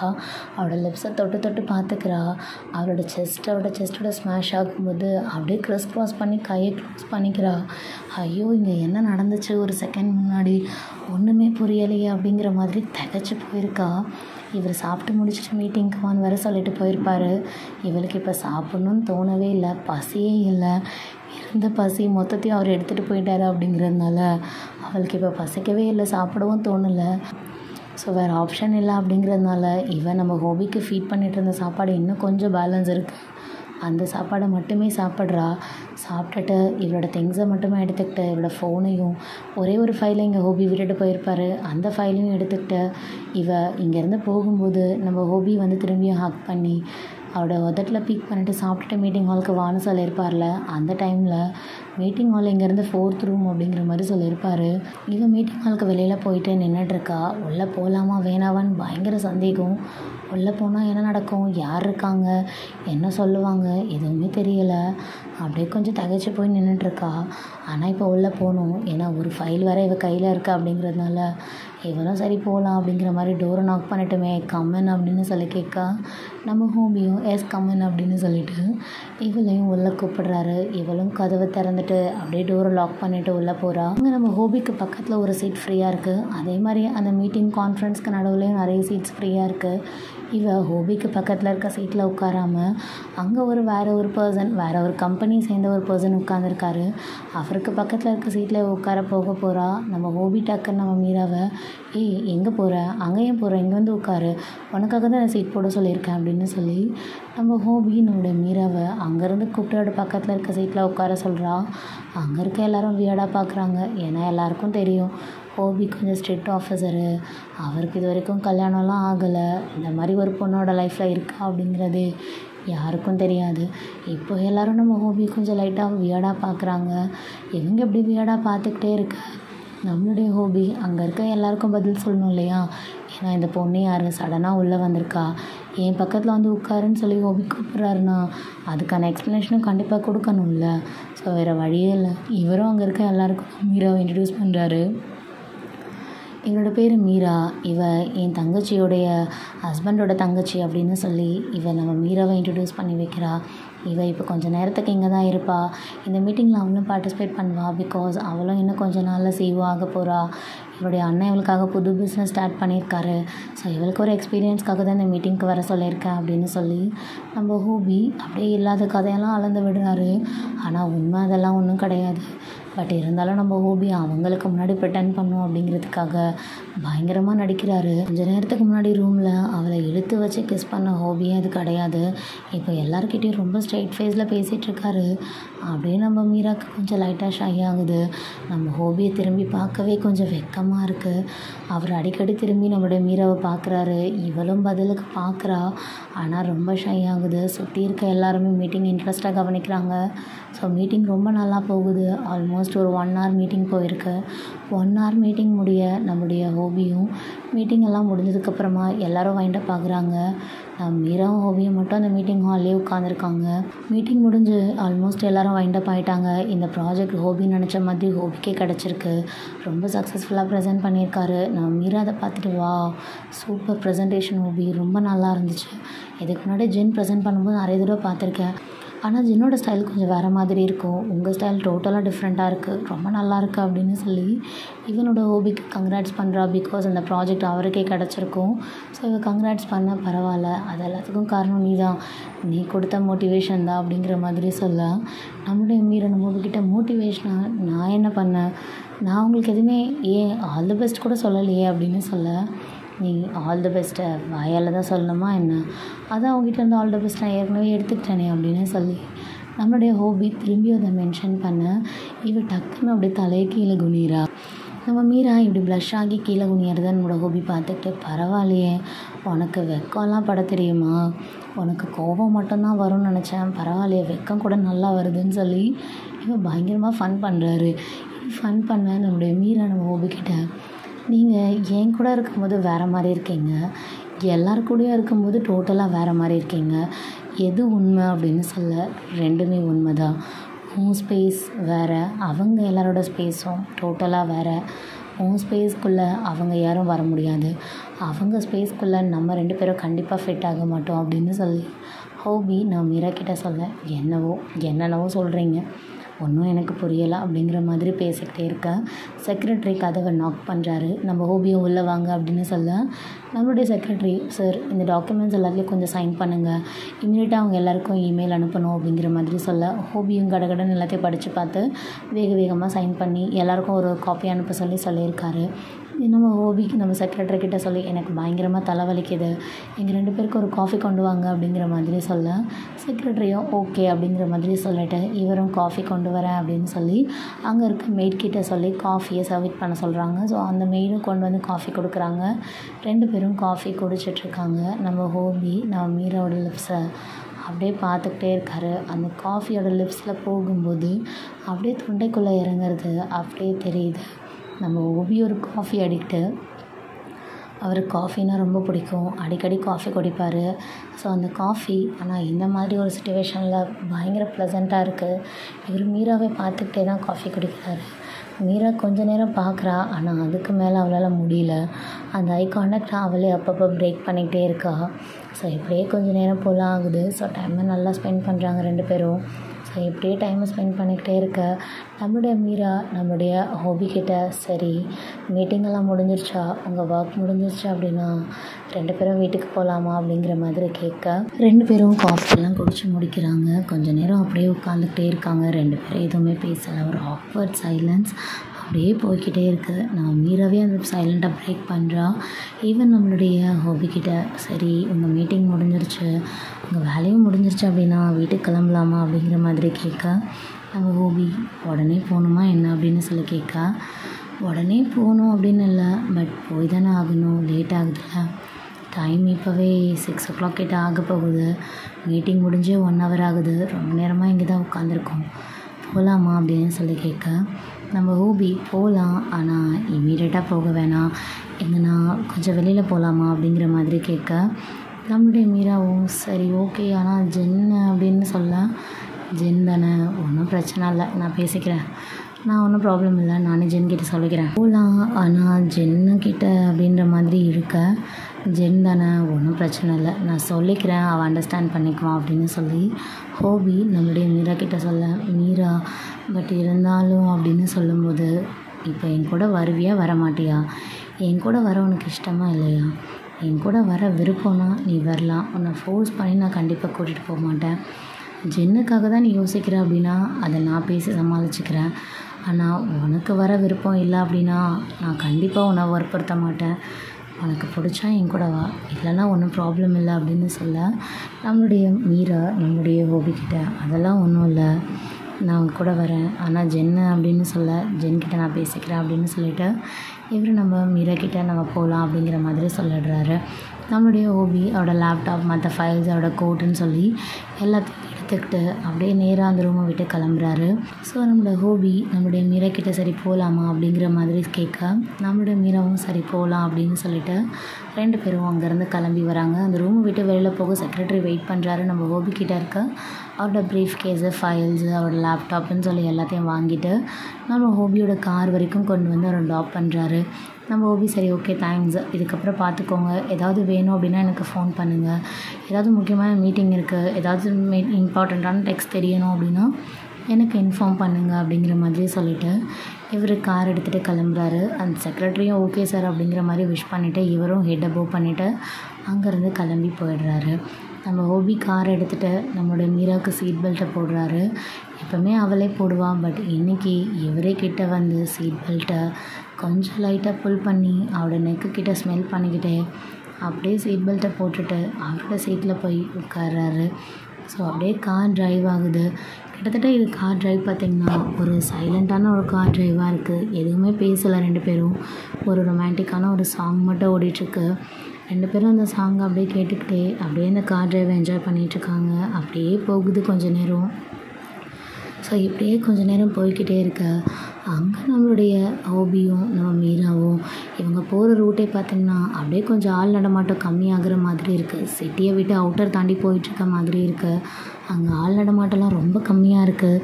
யாருமே இல்லாத மாதிரி அவளுக்கு ஃபீல் ஆகுது. எங்கே போய்கிட்ருக்கோம் அப்படிங்கிறது அவளுக்கும் தெரியலை. நம்ம ஹோபிக்கிட்ட கேட்கலாம் அப்படின்னாலும் அவளால் கேட்கவே முடியல. ஒரு மாதிரி தயக்கமாக இருக்குது. அப்படியே சைலண்ட்டாக போய்கிட்டே இருக்குது. கொஞ்சம் தூரம் போகுது. கிட்டத்தட்ட பார்த்திங்கன்னா அது ஒரு ரெசிடென்ட் ஸ்ட்ரீட் மாதிரி இருக்குது. அந்த ரெசிடென்ட் ஸ்ட்ரீட்டில் கொஞ்சம் தூரம் தள்ளி தள்ளி ஒரு வீடாக இருக்குது. அது வீடு கூட கிடையாது, எல்லாம் இண்டிவிஜுவல் வில்லாஸு. ஸோ அந்த மாதிரி இண்டிவிஜுவல் வில்லாஸாக இருக்குது. அதில் ஆல்மோஸ்ட் எண்டில் இருக்குது ஒரு வீடு. அந்த வீடு தான் இருக்கிறதுலே ரொம்ப பெருசாக இருக்குது. கிட்டத்தட்ட பயங்கரமாக லைட் ஒர்க்ஸ் எல்லாம் பண்ணியிருக்காங்க. வீடு பார்க்குறதுக்கே அவ்வளோ கிளாஸியாக இருக்குது.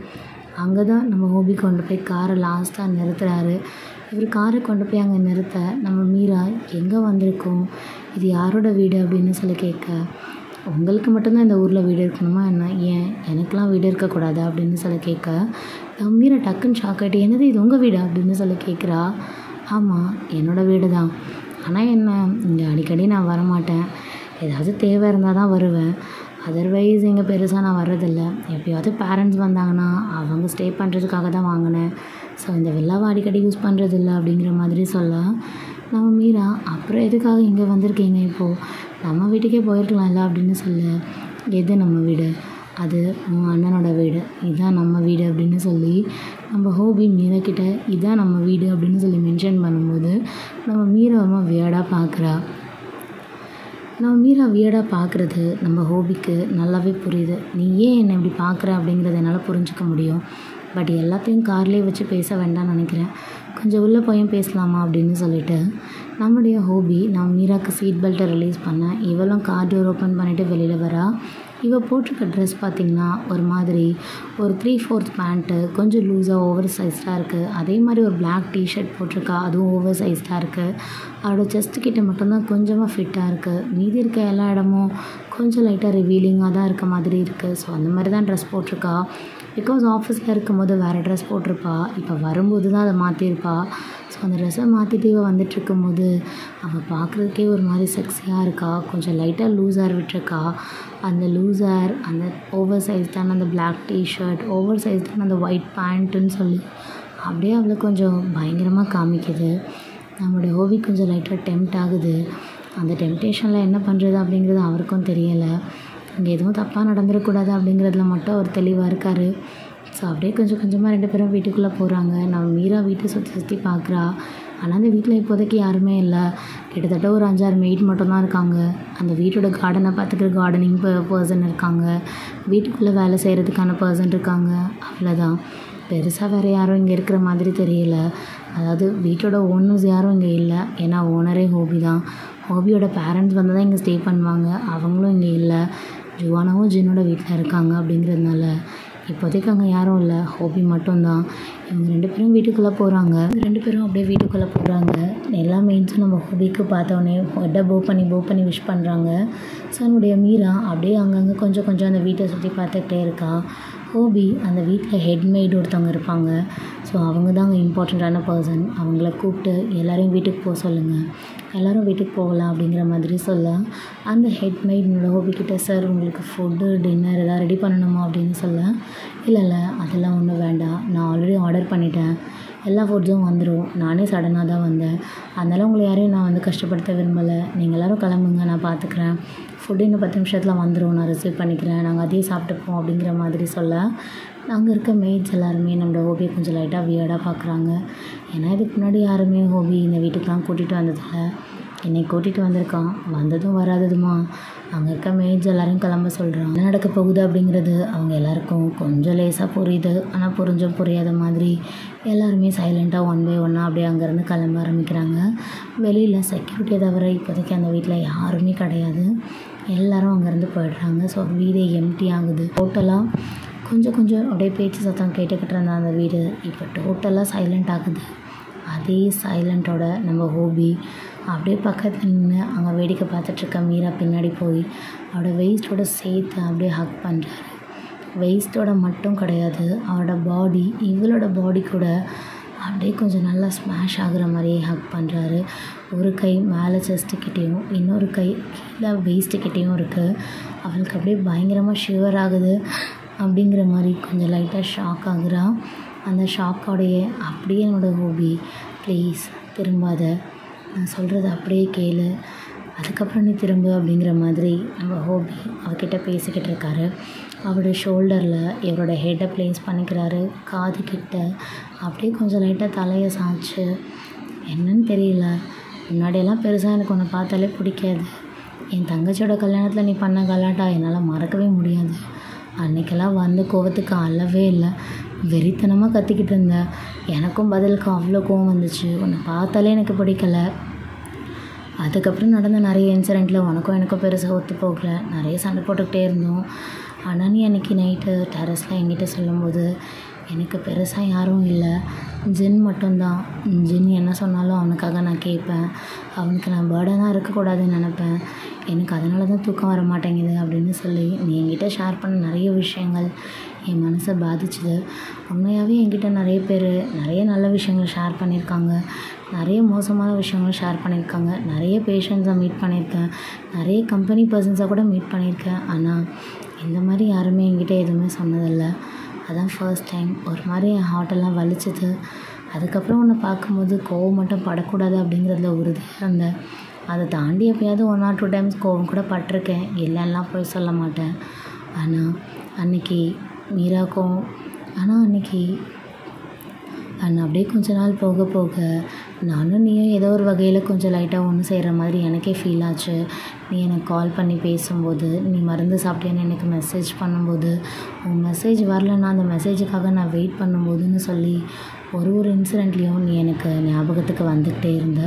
சொல்லப்போனால் நிறைய நாள் நைட்டு நான் தூங்காமல் உன்னை பற்றி யோசிச்சுக்கிட்டு கூட இருந்திருக்கேன்னா பார்த்துக்கோயேன். அந்த மாதிரிலாம் நான் இதுக்கு முன்னாடி இருந்ததே கிடையாது. சொல்லப்போனால் ஏதோ ஒரு இடத்துல நீ என் மனசை கொஞ்சம் லைட்டாக அழுத்திக்கிட்டே இருந்த மாதிரி எனக்கு தோணிக்கிட்டே தான் இருந்துச்சு. நீ என் லைஃபுக்கு கரெக்டான பார்ட்னரா என்ன ஏது எதுவுமே எனக்கு தெரியலை. ஆனால் உண்மையாகவே நான் உன்னோட லைஃபுக்கு ஒரு நல்ல பார்ட்னராக இருக்கணும்னு சொல்லி கண்டிப்பாக ஆசைப்பட்றேன். அதை என்னால் இப்போதைக்கு இனிஷியல் ஸ்டேஜில் இருக்க முடியல அப்படின்னாலும் கண்டிப்பாக இருக்கிறதுக்கு என்னென்னலாம் முயற்சி பண்ணணுமோ அது எல்லாத்தையும் நான் கண்டிப்பாக பண்ணுவேன். நான் உனக்கு ப்ராமிஸ் பண்ணி கொடுக்குறேன் அப்படின்னு சொல்லி அவருடைய ஒரு கை அவரோட வேஸ்ட்டு கிட்ட தானே இருக்கும். ஸோ 2 கையும் சேர்த்து இன்டர்லாக் ஆன மாதிரி இருக்கும். ஸோ இன்டர்வைன் பண்ண மாதிரி அந்த கையை பிடிச்சிக்கிட்டு நான் உனக்கு ப்ராமிஸ் பண்ணுறேன் அப்படின்னு சொல்லி அந்த கையை அப்படியே கொஞ்சம் லிப்ஸ் கிட்ட கொண்டு வந்து அப்படியே கொஞ்சம் கிட்ட வச்சு கிஸ் பண்ணி நான் உனக்காக என்ன வேணுனாலும் செய்வேன் அப்படின்னு சொல்லி நம்ம ஹோபி நம்ம மீரா கிட்ட சொல்லிகிட்ருக்காரு. உண்மையாகவே கொஞ்ச நாள் ஆக ஆக எஸ்பெஷலி நான் அங்கே அப்ராட் வரும்போது உன் வீட்டில் ஸ்டே பண்ணல, நைட்டு லேட்டாக வருவேன். ஆனால் நான் உன்னை எப்போ இந்த அளவுக்கு டீப்பாக உன்னை எனக்கு பிடிக்க ஆரம்பித்தது, எப்போ உன்னை கிஸ் பண்ணுற அளவுக்கு கரேஜ் எனக்கு வந்துச்சு அப்படிங்கிறது எனக்கும் தெரியலை. ரொம்ப யோசித்தோம் அப்படின்னா ஜோனாவும் ஜின்னும் சண்டை போட்டுக்கும் போது நான் உன் வீட்டில் அப்போ இருந்தேன்ல பிஸ்னஸ் விஷயமா வரும்போது, அப்போ தான் நீ நானும் கொஞ்சம் க்ளோஸ் ஆன மாதிரி எனக்கு ஃபீல் ஆச்சு. பிகாஸ் என்னோடய க்ளோத்ஸை இது வரைக்கும் என் அம்மா, என் தங்கச்சி கூட பண்ணது கிடையாது.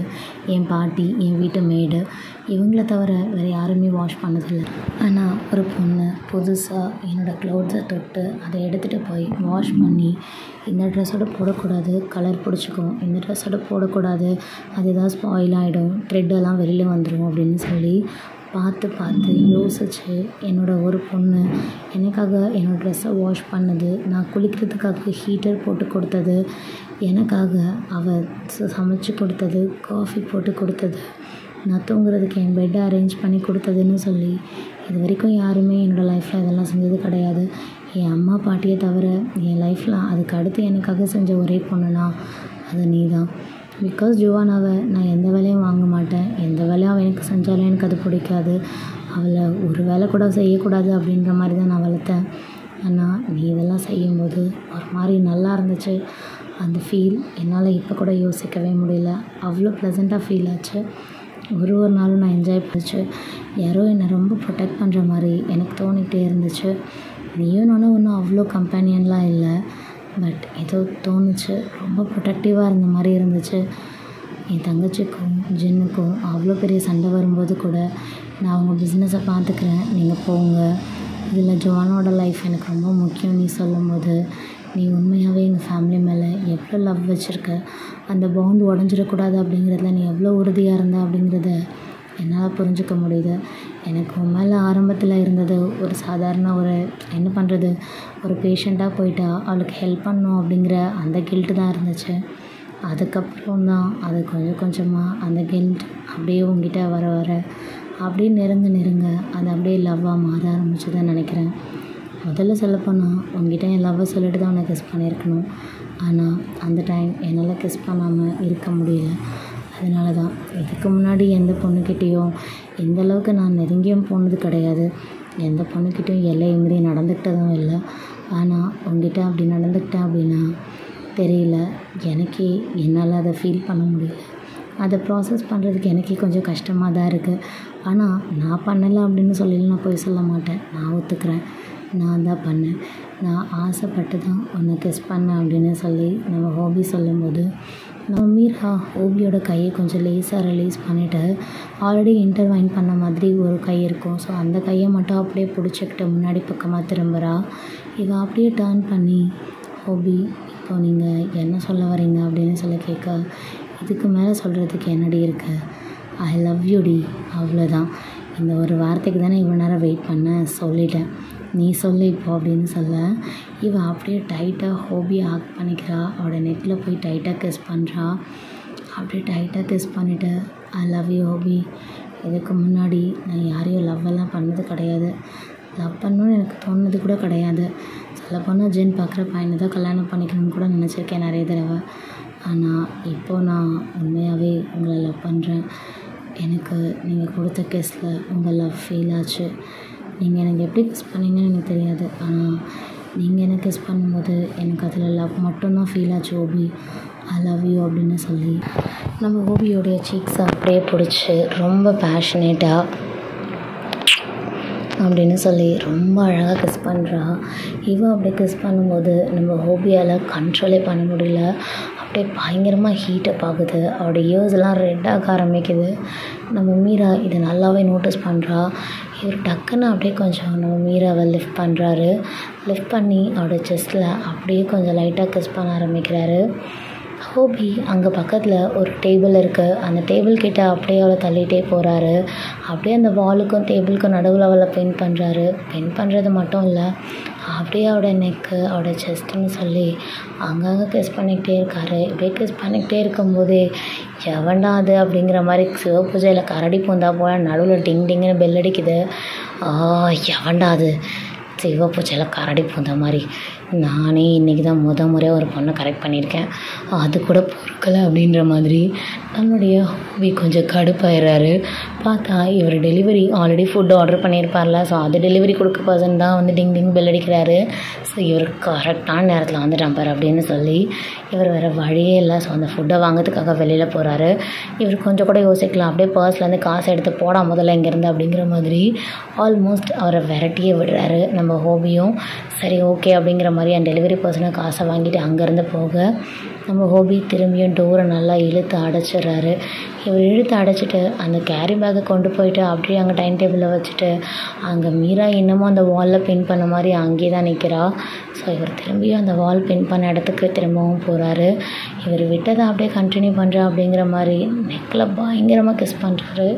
அப்படியே ஹிக்கி மார்க்கே வந்துடும் போல் அப்படி கிஸ் பண்ணுறாரு. அப்படியே கண்டினியூவாக கிஸ் பண்ணிக்கிட்டே இருக்க மீரா ஒரு கட்டத்துக்கு அப்புறம் அப்படியே கொஞ்சம் ஹோபியை லைட்டாக லூசன் பண்ணுறா. ப்ளீஸ் ஹோபி ஸ்டாப் பண்ணுங்கள், ப்ளீஸ் ஸ்டாப் அப்படின்னு சொல்லி ஈவன் நம்ம ஹோபியை கொஞ்சம் லைட்டாக பின்னாடி பிடிச்சி புஷ் பண்ணுறா.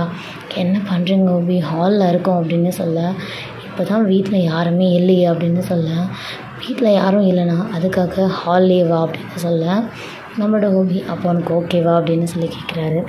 எனக்கு ஓகேவா இல்லையான்றதுலாம் எனக்கு தெரியாது, எனக்கு இப்போ பசிக்குது, நான் போய் சாப்பிட போகிறேன் அப்படின்னு சொல்லி இவன் நம்ம ஹோபியை பிடிச்சி தள்ளி விட்டுட்டு இவ பாட்டுக்கு ஃபுட் பார்சல் எடுத்துக்கிட்டு கொஞ்சம் பிளேட்ஸ் எல்லாம் அரேஞ்ச் பண்ணிவிட்டு எல்லா ஃபுட் பார்சலையும் ஓப்பன் பண்ணி பிளேட்டில் சர்வ் பண்ணுறான். நம்மளுடைய மீரா ஹோபியை கொஞ்சம் லைட்டாக புஷ் பண்ணிவிட்டு எனக்கு பசிக்குது நான் சாப்பிட போகிறேன் அப்படிங்கிற மாதிரி தள்ளிட்டு இவ அங்கே டேபிளில் போய் உட்காந்து அங்கே இருக்க எல்லா ஃபுட் பார்சலையும் பிரித்து பிளாட்டுக்கு ட்ரான்ஸ்ஃபர் பண்ணுறான். இவள் பிளேட்டுக்கு ட்ரான்ஸ்ஃபர் பண்ணிவிட்டு நம்ம ஹோபியை பார்த்து போங்க ஏன் நிற்கிறீங்க, ஹேண்ட் வாஷ் பண்ணிவிட்டு வந்து சாப்பிடுங்க அப்படிங்கிற மாதிரி சொல்ல நம்ம ஹோபியும் சரி ஓகே அப்படிங்கிற மாதிரி இவன் ஹேண்ட் வாஷ் பண்ணுறதுக்காக கிச்சனுக்கு போயிட்டு ஹேண்ட் வாஷ் எல்லாம் பண்ணிவிட்டு இவரும் டைம் டேபிளில் வந்து உட்காராரு.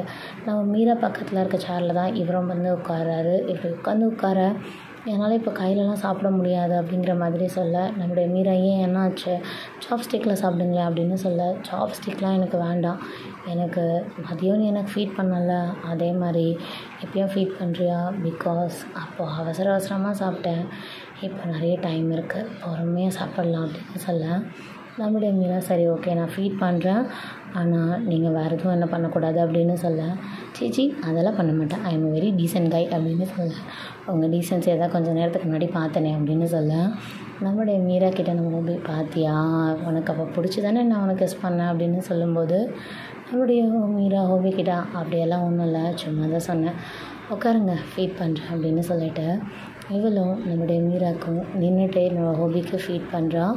இவள் அப்படி ஃபீட் பண்ணிகிட்டே இருக்க நம்ம ஹோபி சட்டன் மீரா கையில் பிடிச்சி இழுக்கிறாரு. இழுத்து அப்படியே லேப்ஸில் உட்கார வைக்கிறாரு. உட்கார வச்சு அப்படியே நெக்கு கிட்ட அப்படியே கிஸ் பண்ணிக்கிட்டே இருக்காரு. கொஞ்சம் லைட்டாக ப்ரீத் பண்ணுறாரு. அவளோட ஸ்மெல்லை அப்படியே இன்ஹேல் பண்ணிக்கிட்டே இருக்காரு. இவள் அப்போ தான் சொல்லியிருப்பா, என்னை டிஸ்டர்ப் பண்ணக்கூடாது நான் ஃபீட் பண்ணும்போது அப்படின்னு சொல்லும்போது, நம்மளுடைய ஹோபி நம்ம மீராவை கொஞ்சம் லைட்டாகவே இல்லை நல்லாவே டிஸ்டர்ப் பண்ணுறாரு. அவருடைய கை அங்கே எங்கேன்னு போகுது, ஷர்ட்டுக்குள்ளே பேண்ட்டுக்குள்ளே அவள் போட்டிருக்க இன்னர் வேர்க்குள்ளன்னு சொல்லி அங்கங்கே கையெல்லாம் போகுது.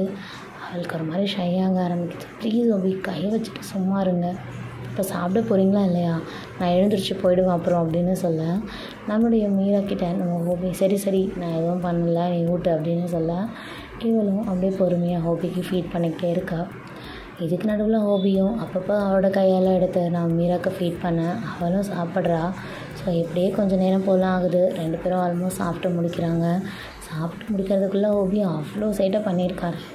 மீரானோட ஹோபிக்கிட்டப்பா கையும் காலும் சும்மாவே இல்லை, சரியான ஆள் ஹோபி, அப்படியே மூஞ்சியை மட்டும் முசடு மாதிரி வச்சுக்கிறீங்க, எங்கேருந்து அவங்களுக்கு எவ்வளோ ரொமான்ஸ் வருதுன்னு எனக்கே தெரியல அப்படின்னு சொல்ல, நம்மளோட மீரா நம்ம ஹோபிக்கிட்ட சே நீ பார்த்ததெல்லாம் வெறும் ட்ரெய்லர் தாண்டி, ட்ரெய்லர் கூட கிடையாது, வெறும் ஃபர்ஸ்ட் லுக் தான், அதுக்கே வா, என் ரொமான்ஸ் எல்லாம் நீ முழுசாக பார்த்த நான் தாங்க மாட்டேன் அப்படின்னு சொல்ல, நம்மளுடைய மீரா அதையும் பார்க்க தானே போகிறோம், எங்கே போயிடுவீங்க, ஒரு நாள் எல்லாம் என்கிட்ட காமிச்சு தானே ஆகணும் அப்படின்னு சொல்லும்போது, நம்ம ஹோபி நம்ம மீரா கிட்ட என்ன ஒரு நாள் இன்றைக்கே காமிக்கிறேன், நான் யாருன்னு உனக்கு ப்ரூவ் பண்ணுறேன், பெட்டில் நான் எவ்வளோ ஸ்ட்ராங்கு அப்படிங்கிறத உனக்கு இன்றைக்கி நான் காமிக்கிறேன் அப்படின்னு சொல்லி பயங்கரமாக பேசிகிட்ருக்காரு. நம்ம மீராவுக்கு செம்ம ஷை ஆகுது. அப்படியே கழுத்துக்கிட்டலாம் அப்படியே பயங்கரமாக ரெட் ஆகுது, காதெல்லாம் ரெட்டிஷ் ஆகிடுச்சு, ஃபிங்கர்ஸ் எல்லாம் அப்படியே விரைக்குது அவளுக்கு. இவங்க 2 பேர் மட்டும் சாப்பிட்ட அந்த ஃபுட் பிளேட்ஸ் எல்லாத்தையும் கொண்டு போய் இவளே வாஷ் பேஷனில் போட்டு சிங்கில் வாஷ் பண்ணிக்கிட்டு இருக்கா. நம்ம ஹோபி இதை பார்த்துட்டு இப்போ எதுக்கு நீ இதெல்லாம் பண்ணிகிட்ருக்க, இதெல்லாம் ஹவுஸ் கீப்பிங் வந்து பண்ணிப்பாங்க, இதெல்லாம் உன் வேலையா அப்படின்னு சொல்லி நம்மளுடைய மீரா கிட்ட கேட்க, நம்மளோட மீரா பரவாயில்ல 2 ஃபுட் பிளேட் தானே, அதை வாஷ் பண்ண எவ்வளோ நேரம் ஆகும், அவங்க மார்னிங் வந்து வாஷ் பண்ணுறதுக்குள்ளே இந்த பிளேட்ஸ் எல்லாம் ட்ரை ஆகிடும் அப்படின்னு சொல்லிட்டு வாஷ் பண்ணிவிட்டு அந்த ஒயர் ரேக்கில் அடுக்கிக்கிட்டே இருக்கும்போதே சடனாக ஹோபி பின்னாடி வந்து அவள் செம்ம டைட்டாக ஹக் பண்ணுறாரு. அவருடைய பார்ட்ஸ் எல்லாம் அப்படியே அவள் மேலே பயங்கரமாக டச் ஆகுது, ரிவீல் ஆகுது. அவளாலே அதை நல்லா ஃபீல் பண்ண முடியுது. ஹோபி கொஞ்சம் ஹார்டாக இருக்க மாதிரி அவளுக்கும் தோணுது. ஸோ எப்படியே பார்த்திங்கன்னா செம்ம டைட்டாக ஹக் பண்ண, அவள் ஒரு கையில் போய் அந்த பிளேட்டை வைக்க போயிருப்பா, அது ஒரு செராமிக் பிளேட்டு சும்மா அப்படியே டமால்னு கீழே விழுந்துட்டா, தலை அதெல்லாம் மொத்தமாக உடஞ்சிருச்சு. அந்த தூளான பிளேட்டை வச்சு ஒட்ட வைக்கணும்னு நினச்சா கூட ஒன்றும் பண்ண முடியாது, அந்தளவுக்கு தொலைன்னு உடஞ்சி போயிருக்கு. நம்மளோட மீரா என்ன பண்ணுறீங்க ஹோபி விடுங்க அப்படின்னு சொல்ல, ப்ளீஸ் மீரா எதுவும் சொல்லாத, இன்றைக்கி நைட்டு கண்டிப்பாக நீ எனக்கு வேணும், என்னோடய 28 வருஷம் என் வெர்ஜினிட்டியை அப்படியே மெயின்டைன் பண்ணியிருக்கேன், ஒரு பொண்ணுக்கிட்ட கூட நான் இது வரைக்கும் போனதில்லை, ஒரு பொண்ணை தொட்டதில்லை, ஒரு பொண்ணை கூட நான் கிஸ் பண்ணதில்லை, என் மனசால் கூட நினச்சது கிடையாது. ஆனால் என்னோ தெரியல உங்ககிட்ட நான் ஃபாலோ ஆகிட்டேன். அதே மாதிரி இன்றைக்கி நைட்டு ஐ நீட் யூ அப்படின்னு சொல்லி நம்மளோட ஹோபி நம்ம மீரா கிட்ட சொல்ல, பட் ஹோபி இது ரொம்ப ஃபாஸ்ட்டாக இருக்க மாதிரி எனக்கு தோணுது, நம்ம இன்றைக்கி தான் ப்ரப்போஸ் பண்ணியிருக்கீங்க, எனக்கு கொஞ்சம் டைம் கொடுங்க, அது ஓகேவா இல்லையான்னு கூட சொல்லலை அப்படின்னு சொல்ல, நீ ஓகேவா இல்லையான்னு சொல்கிறதெல்லாம் கேட்குற அளவுக்கு எனக்கு டைம் இல்லை, பட் எனக்கு ஓகே உனக்கும் ஓகே தான், நீ தேவையில்லாமல் நடிக்காத அப்படின்னு சொல்லிவிட்டு இவர் கையை பிடிச்சி தரன்னு இழுக்கிறாரு. இப்படி தரன்னு இழுக்க என்னோடய மீரா கையெல்லாம் வலிக்குது. என்ன இப்போ உனக்கு உன் கை வலிக்குது, நான் கையை பிடிச்சி இழுக்கக்கூடாதா தானே அப்படின்னு சொல்ல, ஆமாம் பின்ன கை வலிக்காதா, பாருங்கள் எப்படி செவந்து போச்சு அப்படின்னு சொல்ல, உனக்கு கை மட்டும் இல்லை கால் மூச்சு எதுவுமே வலிக்காது வா போகலாம் அப்படின்னு சொல்லி டப்புன்னு அப்படியே ப்ரைடல் ஸ்டைலில் லிஃப்ட் பண்ணுறாரு. லிஃப்ட் பண்ணிவிட்டு அப்படியே கொஞ்சம் லைட்டாக அவரோட லிப்ஸில் கிஸ் பண்ணிக்கிட்டே அப்படியே ஸ்டார்ஸில் ஏறுறாரு. இவள் ஆல்மோஸ்ட் அவரோட நெக்கை அப்படியே அரவுண்ட் பண்ண மாதிரி பிடிச்சிருக்கா. அப்படியே பிடிச்சிக்கிட்டு மேலே ஸ்டெப்ஸில் ஏற்றி மேலே கூட்டிகிட்டு போகிறாரு. இவர் அப்படியே மேலே தூக்கிக்கிட்டு நடந்து போகிறாரு. அப்படியே போக ஃபர்ஸ்ட் ஃப்ளோரில் தான் அவரோட ரூமு, பெரிய ரூமு. அந்த ரூம் அவ்வளோ அழகாக இருக்குது பார்க்குறதுக்கு. ஆல்மோஸ்ட் ஒரு 3 சைடு ஃபுல்லாகவே பார்த்திங்கன்னா வெறும் கிளாஸ் தான். அந்த கிளாஸ்லேருந்து பார்த்தா கூட யாருக்குமே எதுவுமே தெரியாது, அந்தளவுக்கு செம்மையாக இருக்குது ரூமு. அவ்வளோ ஒரு வியூ இருக்குது அங்கேருந்து. ரூம் அவ்வளோ சூப்பராக டெக்கரேட்டிவாக இருக்குது, செம்ம நீட்டாக மெயின்டைன் பண்ணிகிட்ருக்காங்க. பெருசாக யாருமே இங்கே வர்றதில்ல தங்குறதில்ல அப்படின்னா கூட ரூம் மெயின்டெனன்ஸ்லாம் பக்காவாக இருக்குது. ஒரு இடத்துல கூட ஒரு சின்ன தூசி கூட இல்லை, அவ்வளோ நல்லா பார்த்துட்ருக்காங்க வீடை. அங்கே ஒரு பெரிய வால் இருக்குது, அதில் நம்ம ஹோபியோட அந்த பெரிய போர்ட்ரேட் ஒன்று இருக்குது. அந்த போர்ட்ரேட்டெல்லாம் பார்க்குறதுக்கே செம்ம அழகாக இருக்குது. ரூமை சுற்றி அவ்வளோ டெக்கரேட்டிவான திங்ஸு. நம்ம ஹோபியோட ஃபோட்டோஸில் அவ்வளோ அழகாக டெக்கரேட்டிவாக வச்சுருக்காங்க. எல்லாமே அழகாக இருக்குது. நம்ம ஹோபி அவ்வளோ கீழே இறக்கி விடாமல் அப்படியே லிஃப்ட் பண்ண மாதிரியே பிடிச்சிக்கிட்டு அங்கே இருக்க டேபிளில் சில திங்ஸ் எல்லாம் இருக்காது அப்படியே கீழே தள்ளி விட்டுட்டு இவளை அந்த டேபிள் மேலே உட்கார வச்சு அப்படியே கிஸ் பண்ணிக்கிட்டே இருக்காரு. அப்படியே கிஸ் பண்ணிக்கிட்டே இருக்க நம்ம மீரா ப்ளீஸ் ஓபி ஸ்டாப் பண்ணுங்கள் என்னால் முடியல ப்ரீத் பண்ண முடியல அப்படின்னு சொல்லி அப்படியே கொஞ்சம் பிடிச்சி நம்ம ஹோபியை பின்னாடி புஷ் பண்ணுறா. நம்ம ஹோபி நம்ம மீரா கிட்டே என்னடி பண்ணுற, எதுக்கடி இப்போ பிடிச்சி தள்ளி விடுற அப்படின்னு சொல்ல, ஐயோ என்னால் மூச்சே விட முடியல, என்ன பண்ணுறீங்க, ஸ்லோவாக கிஸ் பண்ணுங்க ஹோபி அப்படின்னு சொல்ல, இங்கே பாரு ரொம்ப நாள் ஆச்சு, இதுதான் என்னோடய ஃபர்ஸ்ட் டைம், ப்ளீஸ் தயவு செஞ்சு எனக்கு கோஆப்ரேட் பண்ணு, என்னை இரிட்டேட் பண்ணாத மீரா அப்படின்னு சொல்ல, உங்களுக்கு மட்டும் இல்லை எனக்கும் இதான் ஃபர்ஸ்ட் டைம், நான் என்ன பல பேர் கூட போயிட்டா வந்திருக்கேன், நானும் இதான் ஃபர்ஸ்ட் டைம் லவ் பண்ணுறேன், இதான் ஃபர்ஸ்ட் டைம் மேக் அவுட்டும் பண்ண போகிறேன், ஸோ தயவு செஞ்சு என்னையும் இரிட்டேட் பண்ணாதீங்க, என் பாடி எவ்வளோ தாங்குமோ அவ்வளோ தான் தாங்கும், எனக்கு மூச்சு விடுறதுக்காவது கொஞ்சம் கேப் விடுங்க ஹோபி அப்படின்னு சொல்ல, நம்மளோட ஹோபி மீரா கிட்ட சரி ஓகே கத்தாத அப்படின்னு சொல்லி ரொம்ப ஸ்வீட்டாக அப்படியே கொஞ்சம் லைட்டாக லிஃப்ட் பண்ணி அவளோட இடுப்பில் தூக்கி அப்படியே உட்கார வச்சுக்கிறாரு. அப்படியே பிடிச்சிட்டு செம்ம ஸ்வீட்டாக கிஸ் பண்ணிக்கிட்டே பெட்டுக்கிட்ட போகிறாரு.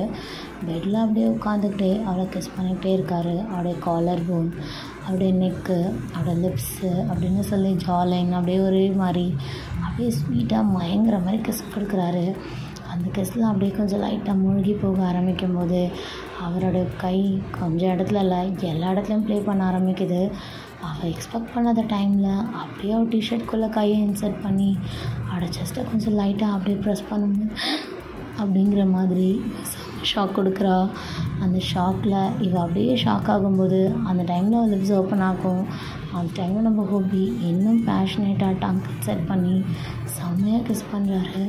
இவளும் பதிலுக்கு பேக் கிஸ் பண்ணுறா. பட் ஹோபி அளவுக்கு பண்ண முடியல. என்ன தான் ஹோபிக்கு இது ஃபர்ஸ்ட் டைம் மேக் அவுட் அப்படின்னாலுமே ஹோபி ஸோ மச் ஆஃப் பேஷனேட்டாக அவ்வளோ பேஷனேட்டாக இருக்கார் எல்லா விஷயத்துலையுமே. மீராக்கே டவுட்டாக இருக்குது, சொல்லப்போனால் மீராக்கே டவுட்டாக இருக்குது. இவன் ஃபர்ஸ்ட் டைம்னு சொல்கிறான், எனக்கு என்னவோ சந்தேகமாக இருக்குது, செம்ம ப்ரொஃபஷ்னலாக எல்லாம் பண்ணுறான் அப்படிங்கிற மாதிரி இவன் யோசிச்சுக்கிட்டே இருக்கா. என்னுடைய கையெல்லாம் அப்படியே செஸ்ட்டுக்கிட்ட போகுது, கண்ட இடத்துல ப்ளே பண்ணுது. அவளுக்கு ஒரு மாதிரி உடம்பெல்லாம் பதட்டமாக ஆகுது. ப்ளீஸ்டா கையாடு ஹோபி அப்படின்னு சொல்ல, ப்ளீஸ் அமைதியாரு, just feel my body, just feel my touch, feel my kiss அப்படின்னு சொல்லி ஒன்று சொல்லிக்கிட்டே அதை அப்படியே பண்ணிகிட்டே இருக்காரு. கொஞ்சம் வேகமாக டிஷர்ட்டை கழட்டி தூக்கி விட்டுறாரு. வெறும் அப்பர் பாடி மட்டும்தான். அந்த அப்பர் பாடியில் வெறும் பிரேசியர் மட்டும்தான் இருக்குது. ஸோ அந்த பிரேசியரை அப்படியே அந்த பிரேசியர் லைன்ஸோடு சேர்த்து அப்படியே கிஸ் பண்ணிக்கிட்டே இருக்காரு. அப்படியே நெக்கில் கிஸ் பண்ணுறாரு, ஜாலைனில் கிஸ் பண்ணுறாரு. அப்படியே உங்களுடைய அந்த பர்த் ஹோல், அதாவது உங்களோட பெல்லி பட்டன்னு சொல்லுவாங்கள்ல, ஸோ அங்கே போய் செம்மையாக கை வச்சு அப்படியே ப்ளே பண்ணிக்கிட்டே கிஸ் பண்ண ஆரம்பிக்கிறாரு. செம்ம சென்சேஷன், பாடி ஃபுல்லாக மூவ் ஆன் ஆகுது. எக்ஸ்ப்ரெஸ்ஸே பண்ண முடியல, அவ்வளோ ஹெவியாக ப்ரீத் ஆகுது. நம்ம ஹோபிக்கும் அதே மாதிரி தான். ஹோபி போட்டிருக்க ஷர்ட்டையும் ரொம்ப விறுவிறுன்னு நீங்களே கழட்டுறீங்க. அப்படியே அந்த பட்டன்ஸ் எல்லாத்தையும் ரிமூவ் பண்ணிவிட்டு நீங்களும் பதிலுக்கு செம்மையாக கிஸ் பண்ணுறீங்க. அங்கங்கே பங்கமாக கிஸ் விழுது. என்ன பண்ணுறதுன்னு தெரியல ரெண்டு பேருக்குமே.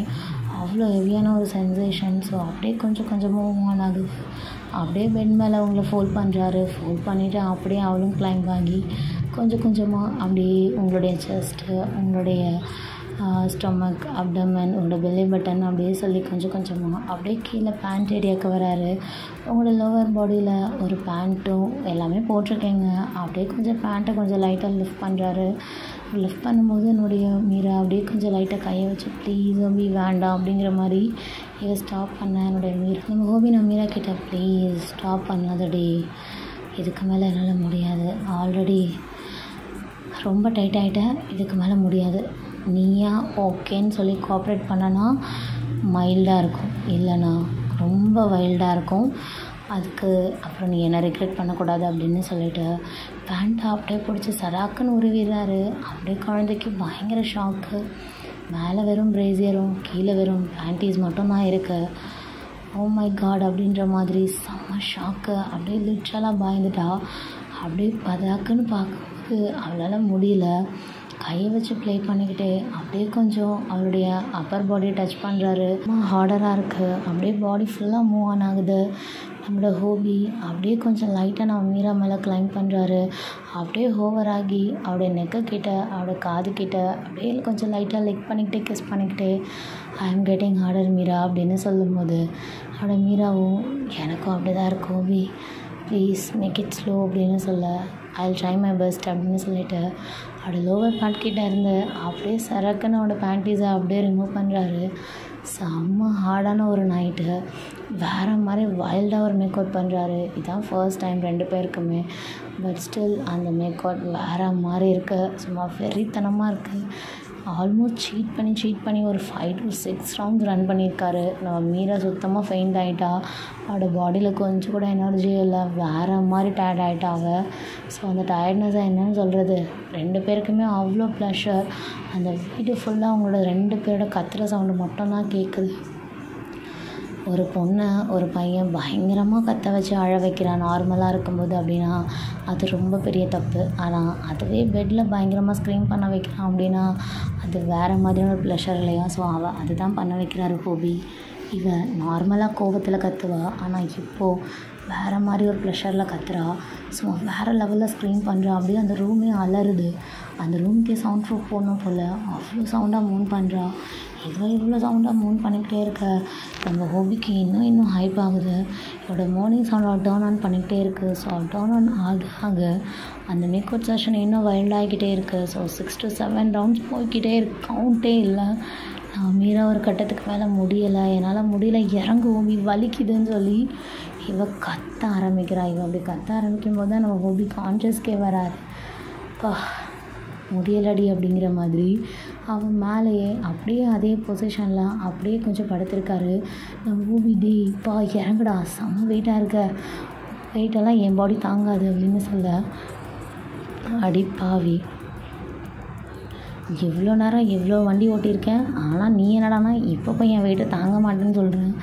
எப்பா முடியலடா சாமி, உங்ககிட்ட பேசக்கூட எனர்ஜி இல்லை என் உடம்புல, தயவு செஞ்சு இறங்குடா வலிக்குது பயங்கரமாக அப்படின்னு சொல்ல நான் மீரா ஹோபிக்கிட்ட ப்ளீஸ் ஹோபி தயவு செஞ்சு இறங்கு, என் உடம்புல பேசுகிறது கூட ஸ்ட்ரென்த்தே இல்லை அப்படின்னு சொல்ல நம்ம ஹோபி கொஞ்சம் ஸ்லோவாக வெளியில் வரணும். ஆனால் இவர் சரக்குன்னு வெளியில் வர்றாரு. நம்ம மீராவுக்கு பயங்கரமாக வலிக்குது.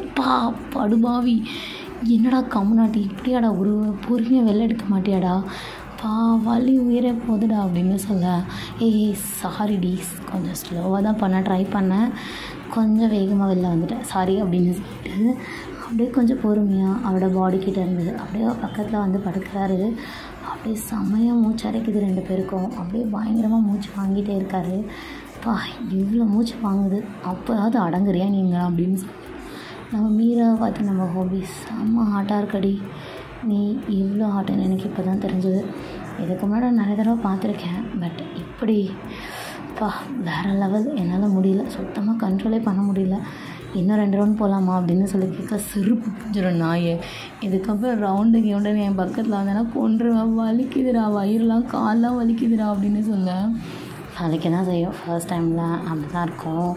அதுக்கு என்னெல்லாம் பண்ணணுமோ நான் பண்ணுறேன், அப்புறம் வலி போயிடும் அப்படின்னு சொல்ல வலி போனால் பரவாயில்ல, மகனை என் உசிரே போயிடும் போல இருக்குது அப்படின்னு சொல்ல நம்மளுடைய ஹோபி சரி விடு, இதெல்லாம் ஒரு பெரிய விஷயமா, ஏன்னா எவ்வளவோ இருக்குது, இதெல்லாம் சாதாரணம், இதெல்லாம் வெறும் சாம்பிள் தாண்டி செல்லும் அப்படின்னு சொல்ல என்னது சாம்பிளா, எனக்கு உண்மையாலே நம்பவே முடியலடா. மீரா நம்ம ஹோபிக்கிட்ட நான் உங்ககிட்ட ஒன்று கேட்கட்டுமா ஹோபி அப்படின்னு சொல்லு என்ன அப்படின்னு சொல்ல கேட்க எனக்கு ப்ராமிஸ் பண்ணு உண்மையாகவே இதான் உனக்கு ஃபர்ஸ்ட் டைமா அப்படின்னு சொல்லி கேட்க சத்தியமாடி இதுதான் என் ஃபர்ஸ்ட் டைம், இவ்வளோ நேரம் நான் படுத்திருந்த உன் ஜஸ்ட்டாக இருக்கலாம், என் பாடியை ஹோல்ட் பண்ண உன் யூனஸாக இருக்கலாம், இது எல்லாமே இதுதான் எனக்கு ஃபர்ஸ்ட் டைம்.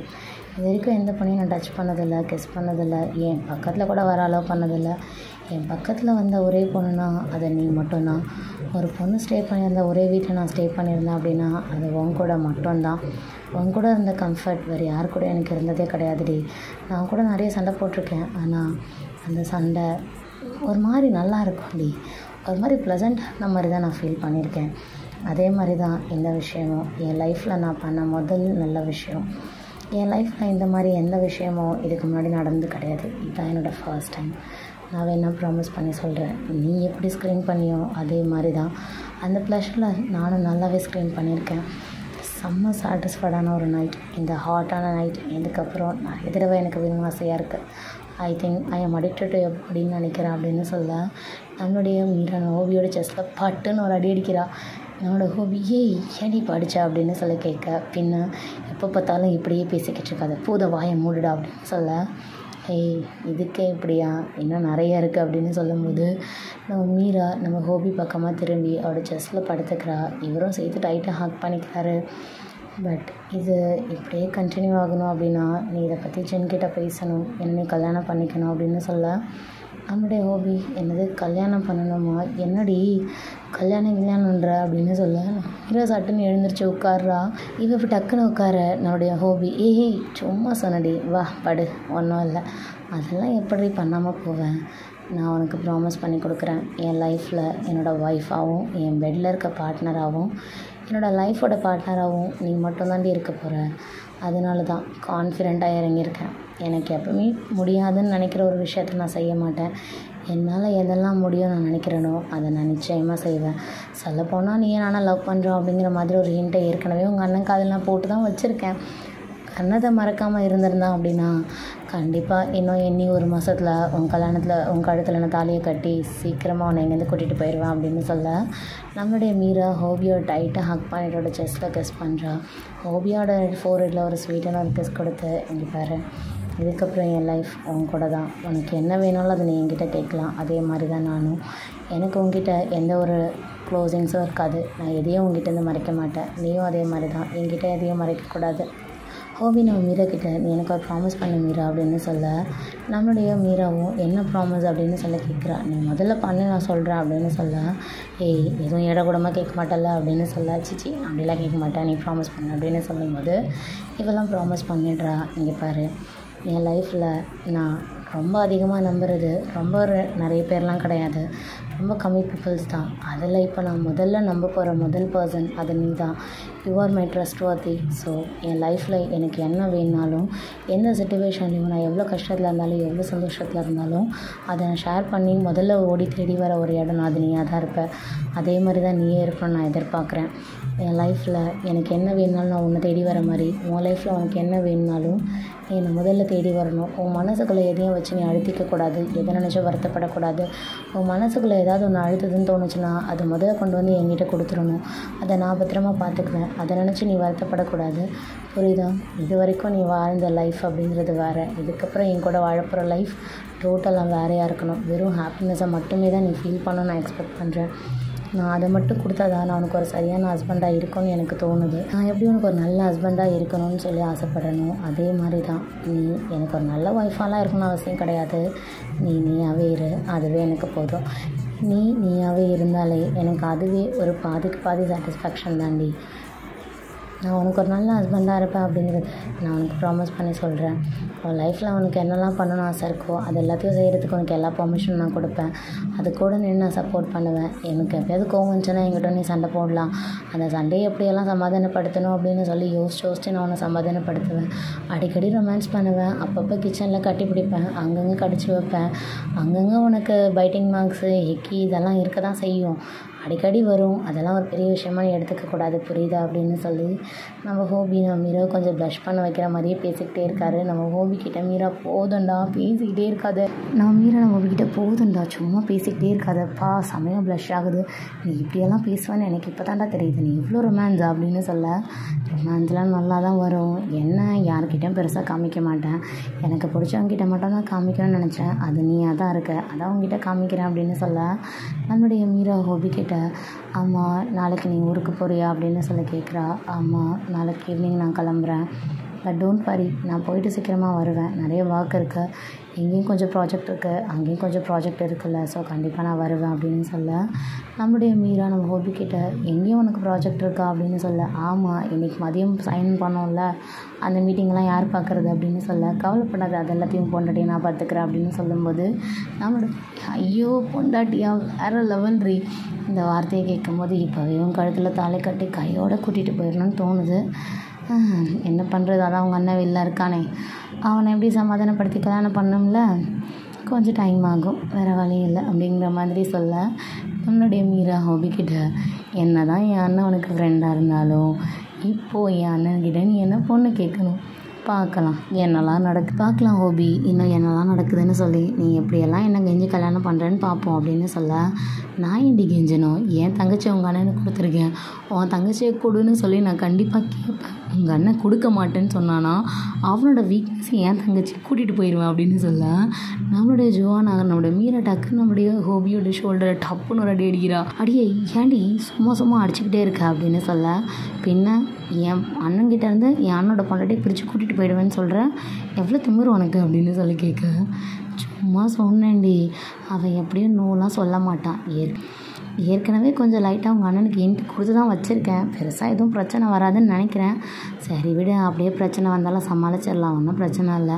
ஏன் ஒருவேளை அவங்க அண்ணன் நோ சொல்லிட்டா நீ என் கூட வரமாட்டியா என்ன அப்படின்னு சொல்ல, கண்டிப்பாக மாட்டேன், என் அண்ணன் ஓகே அப்படின்னு சொல்லாமல் நான் நிச்சயமாக அவங்க கூட வரமாட்டேன் ஹோபி, அது எவ்வளோ நாள் ஆனாலும் சரி, எவ்வளோ மாதம் ஆனாலும் சரி, எவ்வளோ வருஷமானாலும் சரி அப்படின்னு சொல்ல, நம்ம ஹோபி மீரா கிட்ட அப்போ இப்போ மட்டும் வந்த அப்படின்னு சொல்ல, இங்கே பாரு இப்போ நீயும் நானும் லவ் பண்ணுறோம் அதனால ஒன்றா இருக்கும், ஆனால் கல்யாணம்னு வரும்போது எல்லோரும் ஒத்துக்கிட்டா தான் இது நடக்கும், அப்போ தான் இது பாசிபிள் ஆகும், ஒழுங்காக எங்கள் அண்ணன்கிட்ட போய் பொண்ணு கேளு, சீக்கிரமாக என்ன கல்யாணம் பண்ணிக்கிற வழியை பாரு அப்படின்னு சொல்லிகிட்டே இருக்கும்போது இவங்க 2 பேரும் பேசிக்கிட்டே அப்படியே ஹக் பண்ணி படுத்துக்கிட்டே இருக்கும்போது நம்ம மீராக்கு ஒரு விஷயம் ஞாபகம் வருது. இவ டக்கு நம்ம ஹோபியை கொஞ்சம் பிடிச்சி இழுக்கிறா. ஏய் என்னடி ஆச்சு, பிடிச்சி இழுக்கிறா வலிக்குது அப்படின்னு சொல்ல, ஏய் ஒரு நிமிஷம் ஒரு சேஃப்டி யூஸ் பண்ணியா அப்படின்னு சொல்லி கேட்க, சேஃப்டியா அது எதுக்குடி அப்படின்னு சொல்லி கேட்குறா. ஏய் என்னடா சேஃப்டி யூஸ் பண்ணாமல் பண்ணனா, ஏய் நீ பாட்டுக்கு ஏதாவது பண்ணி வச்சுட்டு டே என்னடா பண்ண அப்படின்னு சொல்லி கேட்க, நம்மளோட ஹோபி ஒன்றும் பிரச்சனை இல்லை, நான் இன்சைடில் கம் பண்ணவே இல்லை, வெளியில் தான் பண்ணியிருக்கேன், ஸோ ஒன்றும் பிரச்சனை இல்லை, அதெல்லாம் எதுவும் ஆகாது, ஸோ சேஃப்டியும் தேவைப்படாது, நெக்ஸ்ட் டைம் பண்ணும்போதுனா வேணா சொல்லு, இன்சைட்லேயே கம் பண்ணிடலாம், சீக்கிரமாக செங்க கொட்டி பிறந்துடுவான், லாங்லேருந்து உச்சா உங்கள் அண்ணன் முதல்ல பாஸ் பண்ணான் அப்படின்னா அவனே உங்ககிட்ட கல்யாணம் பண்ணி வச்சுருவான் அப்படின்னு சொல்லும்போது, நம்மளுடைய மீரா உன்னை கொன்னே போட்டுருவேன், உன்னை கொலைகாரியாக மாற்றாத. மீரா நம்ம ஹோபிக்கிட்ட இன்னும் என்னெல்லாம் பண்ண போறியோ எனக்கு தெரியல ஹோபி, என்னென்னவோ பேசி ஏமாற்றி என்னை கூட்டிகிட்டு வந்து இங்கே படுக்க வச்சுருக்க, இன்னும் என்னெல்லாம் நடக்க போகுதோ, ஜின்னு எப்படியெல்லாம் ரியாக்ட் பண்ணுவோம் எனக்கு தெரியலை அப்படின்னு சொல்ல, நம்ம ஹோபி ஒன்றும் நடக்காது, நான் பார்த்துக்கிறேன் எல்லாத்தையும், நீ தேவையில்லாமல் ஓவர் ரியாக்ட் பண்ணி நீயாவே மாட்டிக்காத அப்படின்னு சொல்ல, ஓவர் ரியாக்ட் இல்லைடா, கொஞ்சம் லைட்டாக இப்போ தான் பயம் அதிகமாகுது, வழக்கமாக ஜின் தான் என்னை பார்த்து பயப்படுவான், ஆனால் இதுக்கப்புறம் நான் ஜின்னை பார்த்து பயப்படணும் போல இருக்கே அப்படின்னு சொல்ல, நீ ஒன்றும் பயப்படலாம் தேவையில்ல, எப்பவும் போல் இரு நான் பார்த்துக்கிறேன் அப்படின்னு சொல்லிட்டு இவர் திரும்பி அப்படியே கொஞ்சம் லைட்டாக அவளை புஷ் பண்ணி அவளோட நெக்கு செஸ்ட்டு லெப்ஸ்ன்னு சொல்லி அங்கேயும் கிஸ் பண்ண ஆரம்பிக்கிறாரு. நம்ம மீரா திருப்பி அலர்ட் ஆகுறான், டே எனக்கு தெரியும் நீ திரும்பி என்ன வேலை பார்க்க போகிறேன்னு எனக்கு நல்லா தெரியும், மரியாதை தள்ளி போயிடு அப்படின்னு பிடிச்சி இவ தள்ளி விடுறா. நம்மளோட போய் ப்ளீஸ் டி இன்னும் ஒரே ஒரு ரவுண்டு கொஞ்சம் லைட்டாக ஹார்டாக இருக்க மாதிரி இருக்குடி அப்படின்னு சொல்லி இவர் திரும்பியும் நம்மளோட மீரா மேலே கிளைம் பண்ணி அப்படியே கொஞ்சம் லைட்டாக ஓவர் ஆகி ப்ரெஸ் பண்ண ஆரம்பிக்கிறாரு. அவ்வளோதான், அவரால் முடியலை, திரும்பியும் அவர் ஸ்க்ரீன் பண்ண ஆரம்பிக்கிறான். அடுத்த ரவுண்டு ஸ்டார்ட் ஆகி சும்மா வெறி கொண்டு மேக் அவுட் நடந்துகிட்ருக்கு. மீராவால் முடியலை. டைம் ஆல்மோஸ்ட் இப்போ 5:40 ஆகுது. மீரா நம்ம ஹோபியை கொஞ்சம் பயங்கரமாக பிடிச்சி தள்ளி விட்டுட்டு மூச்சு வாங்கிட்டு படுத்திருக்கா. டேய் மனுஷனாடா நீ, நைட்டு 11 மணிக்கு ஆரம்பிச்சிடா, டைம் இப்போ 5:40டா, எவ்வளோ நேரமாடா வண்டி ஓட்டுவேன், முடியலடா எருமை மாடு அப்படின்னு சொல்லி செம்மையாக திட்ட. என்னடி வாடா போடான்னு பேசுகிற அப்படின்னு இதுக்கு மேலே பேசினா கெட்ட வார்த்தையில் கூட திட்ட வேண்டாம், வாயை மூடிட்டு தூங்குடா, என்னால் முடியலை, வயிறுலாம் வலிக்குது அப்படின்னு சொல்லி இவன் அப்படியே செம்ம வயிறு வலியோட படுத்திருக்கா. நம்ம ஹோபி அவரோட ட்ராக்ஸை மட்டும் எடுத்து போட்டுட்டு அங்கேருந்து கிச்சனுக்கு போய் ஹாட் பேக் எடுத்துகிட்டு வந்து அவரோட வயிற்றில் வச்சுட்டு அப்படியே கொஞ்சம் லேசாக பிடிச்சிக்கிட்டு அவரோட காலெல்லாம் ப்ரெஸ் பண்ணி விட்டுக்கிட்டே இருக்காரு. பண்ணுறதையும் பண்ணிவிட்டு என்னென்ன வேலைலாம் பார்க்குறான் பாரு அப்படின்னு சொல்ல, பின்ன அதுவும் பண்ணுவோம் இதுவும் பண்ணுவோம், அதுக்கு தானே நாங்கள் இருக்கோம் அப்படிங்கிற மாதிரி நம்ம ஹோபி செம்ம ரொமான்டிக்காக சும்மா வேறு லெவலில் ஃப்ளர்ட் பண்ணிகிட்டு இருக்காரு. மீராக்கு செம்ம கடியாகுது. டேய் உண்மையாகவே உனக்கு இவ்வளோ ஃப்ளர்ட் பண்ண தெரியும், நீ இவ்வளோ ரொமான்டிக்னு எனக்கு சத்தியமாக இன்றைக்கி தானே தெரியுது, உண்மையாகவே இந்த மாதிரி இருக்க பசங்களை நம்பக்கூடாதுன்றது எனக்கு இப்போ தான் புரியுது, உண்மையாகவே நான் உங்ககிட்ட ஏமாந்துடணும்னு பயமாக இருக்குடா ஹோபி அப்படின்னு சொல்ல, சீச்சி அப்படியெல்லாம் நான் உன்னை ஏமாற்ற மாட்டேன்டி, உன்னை ஏமாற்றிட்டு நான் எங்கே போவேன், என் தங்கச்சி உன் வீட்டில் தான் இருக்கா, ஹோபி பேசி பேசி என்னை ஏமாற்றிட மாட்டேல்ல அப்படின்னு சொல்ல, நம்ம ஹோபி வாயை மூடு, நான் ஏன்டி உன்னை ஏமாற்றணும், உன்னை ஏமாத்துறதுக்காடி இவ்வளோ தூரம் கூட்டிகிட்டு வந்தேன், உன்னை ஏமாற்றணும்னு நினச்சிருந்தா என்றைக்கும் உன்னை ஏமாற்றிருக்கலாம், உன் வீட்டில் 1.5 வாரம் 2 வாரம் தங்கினேன், அன்றைக்கி நான் நினச்சிருந்தா கண்டிப்பாக என்ன வேணாலும் செஞ்சுருக்க முடியும், அதுக்காக நான் எவ்வளோ நாள் வெயிட் பண்ணணுமா என்ன, அதெல்லாம் ஒன்றும் கிடையாது, எல்லாம் நார்மல் தான், இன்னும் கொஞ்ச நாள் வெயிட் பண்ணு, நான் ஊருக்கு போயிட்டு வந்துட்டு நாளைக்கு என்ன ஏதுன்னு உங்கள் அண்ணன்கிட்ட பேசுகிறேன் அப்படின்னு சொல்லி நம்ம கோபி நம்ம மீராவோட காலை அப்படியே கொஞ்சம் லைட்டாக ப்ரெஸ் பண்ணிக்கிட்டே அவரோட லிப்ஸ்லாம் கிஸ் பண்ணுறாரு. ஸோ அவளை கம்ஃபர்ட் பண்ணிக்கிட்டே இவரும் பக்கத்தில் அவரோட ஷோல்டரை சேர்த்து ஹக் பண்ணி படுத்துட்ருக்காரு. ஸோ அப்படியே இந்த நைட் ரொம்ப ஸ்மூத்தாக போய்கிட்டு இருக்கு. அதுக்கப்புறம் என்னாச்சு அப்படிங்கிறது நெக்ஸ்ட் பார்ட்டில் கண்டினியூ பண்ணி பார்க்கலாம். எல்லா கப்பலுமே இந்த மாதிரி தான் போயிருக்காங்க. ஸோ அங்கங்கெல்லாம் என்ன நடந்துட்டுருக்கு அப்படிங்கிறத நெக்ஸ்ட் பார்ட்டில் கண்டினியூ பண்ணி பார்ப்போம். இதுக்கப்புறம் என்ன ஆச்சு, நம்ம ஹோபி எப்படி நம்ம ஜின்னை சமாதானப்படுத்தி மீராவை கல்யாணம் பண்ணிக்கிட்டாரு, நம்ம ஜின்னோட பிஸ்னஸ் என்ன ஆச்சு, நம்ம மீராவோட பிஸ்னஸ் என்ன ஆச்சு, அண்ட் நம்மளுடைய ரிதம் ஆரம் இவங்கெல்லாம் என்ன ஆனாங்க அப்படிங்கிறத நெக்ஸ்ட் பார்ட்டில் கண்டினியூ பண்ணி பார்க்கலாம். ஐ ஹோப் உங்கள் எல்லாருக்குமே பிடிச்சிருக்கோம் அப்படின்னு நினைக்கிறேன். பிடிச்சி நம்ம மறக்காம சேனலை சப்ஸ்கிரைப் பண்ணிக்கோங்க, இன்ஸ்டாகிராம் பெல் ஐக்கானை கிளிக் பண்ணிக்கோங்க. ஃபர்ஸ்ட் டைம் இதை மாதிரி ட்ரை பண்ணியிருக்கேன், நல்லா இருக்கா இல்லையா அப்படிங்கிறத மறக்காமல் கமெண்ட் செக்ஷனில் மென்ஷன் பண்ணுங்கள். ஐ ஹோப் உங்களுக்கு வேறு ஏதாவது பேசணும் கேட்கணும் அப்படின்னு நினச்சா சேனல்ஸை கொஞ்சம் மறக்காம ஃபாலோ பண்ணிக்கோங்க. And once again wish you happy new year. And உங்களோட இயர் பெஸ்ட்டாக இருக்கணும் அப்படின்னு சொல்லி நான் காட் கிட்ட ப்ரே பண்ணிக்கிறேன். விதவுட் லை பாய் செல்ல குட்டீஸ்.